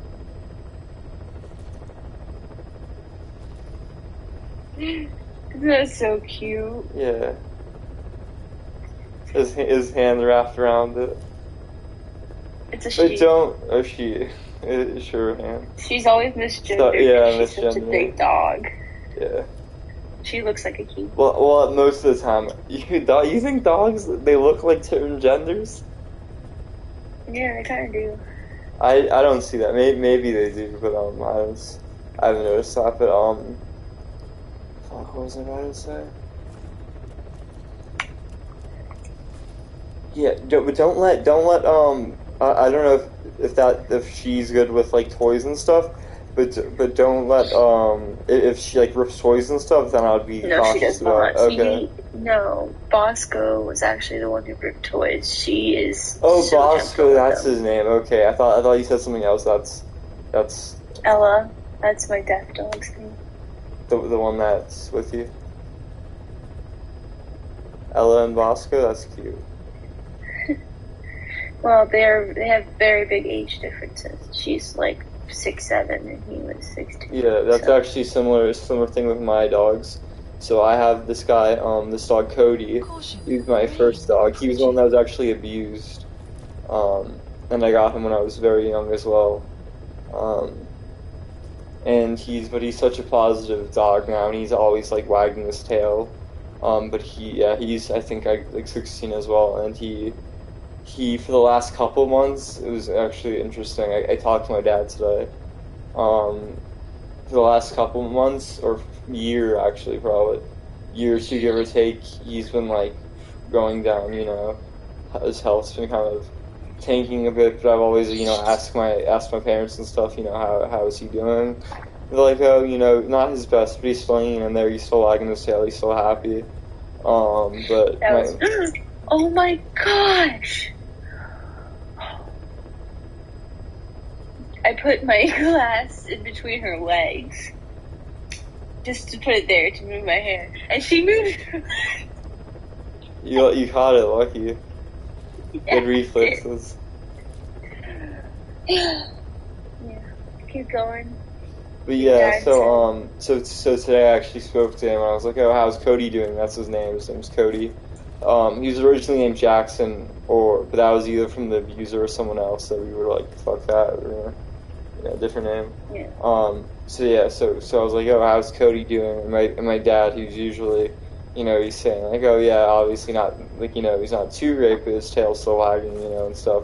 And trying to make it sound a little better than, but he's like, yeah, he's not doing too hot. And I'm terrified that I don't know if dogs go like this if they suddenly pass, or if it's mostly always like you can kind of tell, and then you do the right thing, and you put them down so they don't go painfully in pain or whatever. Like what you guys did with Bosco. But I'm kind of, and again, he would have if you now he left out, he had a whole thing about stop, or let the feeling out because you're crying because you love him and he felt loved, and that's beautiful. But when he got put down, obviously they take away. It's not a painful thing. It's in the sleep thing. That's why people choose to do it or whatever, because they know it's He'll inhumane. fall asleep. His eyes didn't close. His body just, but it definitely wasn't pain. Did he squeal at all? Because it was not a painful thing. It's maybe just all like the muscles and everything. Because they give them sedation before they do it. Because that's the most humane thing. Him. Because if you guys didn't do that, he would have gone out very painfully. His last memory would have been feeling all this pain and stuff, and obviously he still would have had that whole life with you, feeling loved, but his last thing would have been a bunch of pain. But you doing that, he had his whole life where he felt loved, and then just his last moments he also wasn't. He felt loved, and not you. And you were holding him. And he probably just felt. Me, my mom. Yeah, and you guys were all there. Yeah. Him. Yeah, so down. And he was looking all around the room, so I got down in his face and I pet him until he left. So. Yeah. So obviously, like, no one wants to do that, and obviously, you would obviously like to live in a world where he could stay forever. Yeah. But that's just unfortunately, If I could have him and Ella forever, I would probably never get any other dogs. I'd just stay with them. Yeah, and that's noble, but it's unfortunately, you got, like you said, God works in funny ways, and the alternative is way worse, so that's... My aunt recently said something to her kid, which is really adorable. She said when God was separating the Garden of Eden and Earth, a dog jumped from the Garden of Eden to Earth to watch over humans. Yeah, they're man's best friends.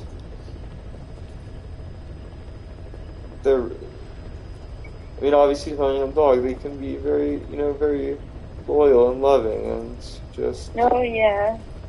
My baby Ella's very loyal. We actually got Ella to help Bosco. And I imagine if Bosco, was personified, into human, I'm sure, he would never want you to forget him, which you're never going to do. But I'm sure he wouldn't want you to be in such pain from his passing where, affects you at a level where, it's impacting, your life in a negative way. I guess I see it differently. I see it as, how can I stop crying about it? No, crying, and obviously, expressing your, and obviously expressing emotions, and obviously you need time to grieve. It's been, how many days has it been? How long has it been? Yeah, so it's obviously a very fresh wound, so, and honestly, I'm probably even giving you too much shit or trying to push you too hard, but if this would get to a point, where it's been like weeks or months and stuff, and it's affecting, your functioning, your daily life, then I think that's the point where, Bosco wouldn't want that for you. It's only been 2 days. Yeah, so I think I'm being too tough on you, I'm sorry, but... Stop. Don't stop. Oh. I wish I was there with you. I have COVID. I don't give a fuck. You should. No, honestly, I would like to do just to renew my antibodies. No, I'm not gonna purposely give them COVID. I swear to God, I think it's an issue. Honestly, I probably don't even think you could give me COVID if you wanted to. No. I mean, I don't know either way, but 50-50, I think, part of me thinks even if you wanted to give me COVID, you probably can't because of, like, first of all, I know 100% I have natural antibodies, which are better than the what's it called, vaccine itself. And then number two is, I told you when I got it, I literally, if they would have not told me that I had it, I would have not even ever known. So I'm pretty sure I probably got it, like, additionally, like, once or twice or whatever. So it's like, I don't even know if I could get it if I wanted to, honestly. So you'd be okay with not talking to people for a few weeks? Like, no, if I would see you, no matter, yeah, I would obviously have to be a responsible person and then test myself afterwards. Testing isn't always correct. I got mine and it said I was negative. Yeah, no, it would be, obviously, like, it would be one of the, like, not the rapid test, it would be, what's it called? Those are expensive. I would, like, wait, it's $100. Yeah, it's not an issue And for me. But, you want it for free? Oh. Or, well, yeah, of course, for free is better. Did you hear that? I didn't hear anything personally. That was weird. Heard, like, something falling behind the wall. I guess my mom dropped something. Interesting. But how did you know you have... Something. Because, like, I definitely think, there are people, you know, who definitely should get the vaccine and be very cautious about, COVID. For example, like, people, like, in higher age ranges, and also, like, if they have, you know, any underlying comorbidities or preconditions.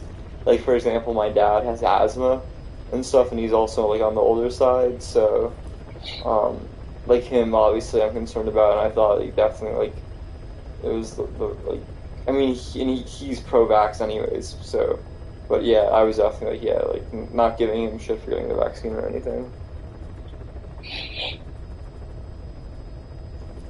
I'll stop. I want to give you a big bear hug. Not really good with human interaction, with hugs and stuff, so that'd be interesting. Wait, what? I'm not really good with, like, people giving me hugs and stuff, so that'd be really interesting. I mean, that's weird. Is yeah, you don't like to cuddle? I don't cuddle with people. Well, is it because of the interpersonal relationship thing? Huh? I mean, is it in the sense that maybe you have like barriers and stuff, and you haven't? More like I date to marry, so I wouldn't be cuddling with somebody. Well, I'm not saying cuddling wouldn't necessarily, like, result. I'm saying, like, cuddling just by itself. I'm not. Yeah, like, I mean, I yeah, don't there's. do it. Okay. No, I don't do that. Yeah, so like, what's the? I guess. Because there's no ways to cuddle because I'm not really at their houses, so. You know, I prefer to go out on dates, not like stay home and do nothing. So. Well, if you're gonna marry someone, that's kind of a. Pretty, I mean, that's when I'm married, though. But I mean, if you can't even I haven't married anyone yet, so. No, you're talking to. You're cutting me off in the middle of my point purposely to obfuscate it. Say it. But I guess speaking of that, like, what's the farthest you ever gone with a guy? Oh, I'm born again. I've done a lot of things. What do you mean born again? So you have, like, have had. I used to be very against God and like religion. So you've had sex before. So you're not a virgin. Not even close. Yeah, no, I'm not either. But I'm not either. But you I'm waiting for marriage. But you lied. You said you were. You freaking liar. I never said I was a virgin. Yeah, I'm pretty sure. Like, I was like, are you are you waiting for marriage or some shit? And you're like, yeah. I am. No, you haven't. You are, but you haven't. I made a vow after all the sex I've had that I won't have sex. Oh, so like not only have you had sex, you were a nympho. What? No, just the way he was saying it. I'm giving you shit. What's an info? It's just a girl who I mean it's weird. It's kind of like a misogynist thing. It's like a girl because all girls should like to have sex, but it's like someone like a girl that really likes to have sex, and it's like constantly. Oh, it used to be like that. Yeah. No, it's generally used derogatorily, but yeah, no, Well, take the power out of the used to be way. like that. So. Maybe you should just be more. Maybe this is all about like there's like moderation, like, and you're going between extremes. No. Okay, I mean that's your prerogative, obviously. I already went through this. I got broken up with for what I think, so I'm sticking with it. No, yeah, that's your prerogative. A person who truly cares about me will want to wait with me and will want to get to know me rather than what I can do for their body. No, I'm not. You're misconstruing. I think sex culture is really pumped up these days. No, yeah. So, I'm like, there's a difference between hookup culture and like one night stands and all that stuff, and being in a very, very committed relationship for a long time, for a long duration of time, and then still waiting till marriage. What? I'm still waiting till marriage. Doesn't matter how long I've been looking. For anything. For any intimate contact. Well, kisses, sure. Holding hands, that's fine. Not even cuddling. I mean, like, nice cuddling, not like sexual. Obviously, well, that's not cuddling then. That is fucking. I mean, yes, it generally leads to that or whatever, but you can totally, like, it doesn't have to. I've done it. No, I wouldn't several. do it. I wouldn't do anything there. I would only, like, cuddle, like, I'm not going to spend a night at someone's house till I'm engaged with them, so. Interesting. I'm big on it. No, I mean, yeah, that's you. Because I think that. I respect that. I would say the only two cents I would give to you is I think you're just in between. Looks like you alternated between two extremes where you yourself defined yourself as being a nympho or whatever, and being very, very promiscuous, and now you're on the other extreme where it's like, no matter what, I'm gonna have to wait and it's like several years with some person I know and get married to them, and then maybe we don't even know if we're for each other because we haven't even done even the slightest. I don't think so, considering I've had this idea for a while now. Well, it's an idea. Doesn't mean it's correct. And again, it's your choice at the end of the day. I can never, whatever. I'm just saying, just from a third party. Yeah, just like. I'm Sex surprised. doesn't exist in heaven. Yeah, it just always feels like you're orgasming 24/7. No. Sexual pleasure does not exist in heaven. Sexual pleasure is a sin. So. No, it's not. That's why we reproduce. What do you think? No, That's we what. reproduce to Because we have acknowledge we have the natural instinct to freaking like hump, or at least guys, we have the freaking natural instinct to hump shit or whatever because it feels good. Yeah, pleasure. Yes, exactly, and that's what results in reproduction, and that's why we, You can have your opinion, I can have mine. That's not an opinion. Yes, some stuff's an opinion. It is an opinion. But your statement was that sex Wait, is have not sex for pleasure. For spirit? No, it's not. It's for love. It's for both. It's for both. No. You can't. For me, You can't okay, how about have sex without pleasure.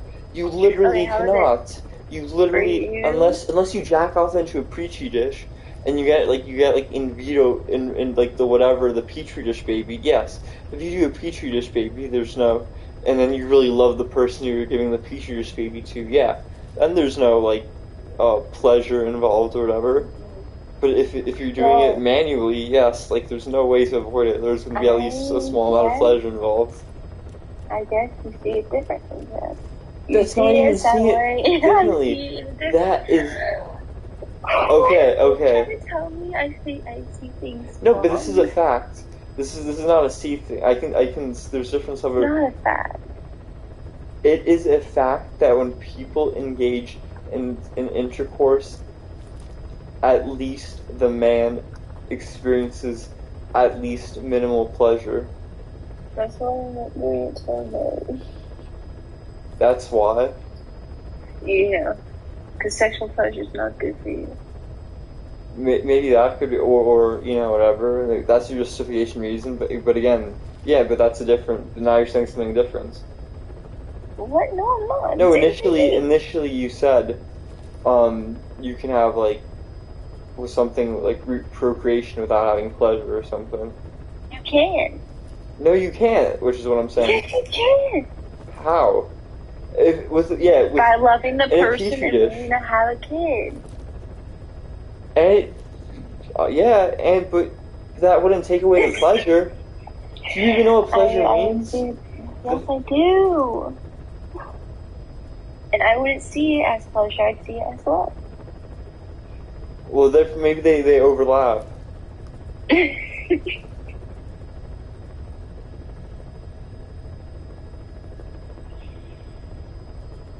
I think maybe I see what you're saying. I think maybe you're using pleasure, it's from like if you were with someone just for their body and getting that feeling just for their body, That's why I don't do oral. Where love is for the soul. I don't let people go down on me. I don't let them cradle my boobs. I don't do that stuff. Anymore, yeah. Because I've seen what it does to me, and Was there something? May I ask? Obviously, you don't have to tell me. But was there something in particular that happened? Yeah, I was sexually assaulted, so I was trying to get back clean with my own body. I'm sorry. I also cursed God a lot, so. Was that how you lost your virginity? No, I lost my virginity because I went to a private school and there was this guy who was homeschooled that all the girls liked. And when I got to college, we went to a party together and I was like, I want to have this again with all these girls. I was like, I fucked him. You know, all the guy that all the girls wanted to fuck. At the moment, it sounded prideful, but I regret it. So. No, yeah, I low-key regret most of my encounters. I have body count of like 40 something. Yeah. That's why I can say it's not worth it. What? Am I shocking you? Just with your extremes, yeah. But like, I mean, I can, or maybe you have to. Okay, I really need to pee. I will pee. Okay, fine. I will just leave you on the phone. Take out my earphones so you can stay right there. Okay. Whatever. I'm blushing. I can't hear you.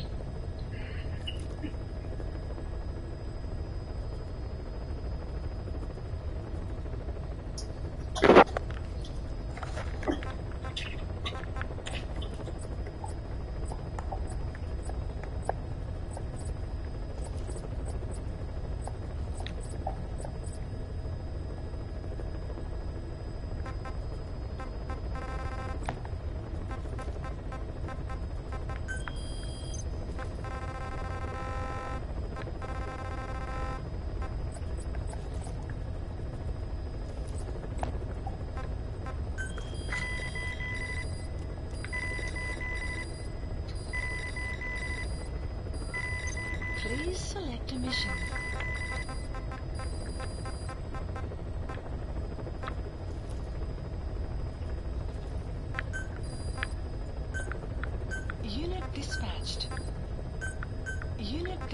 dispatched. Unit dispatched.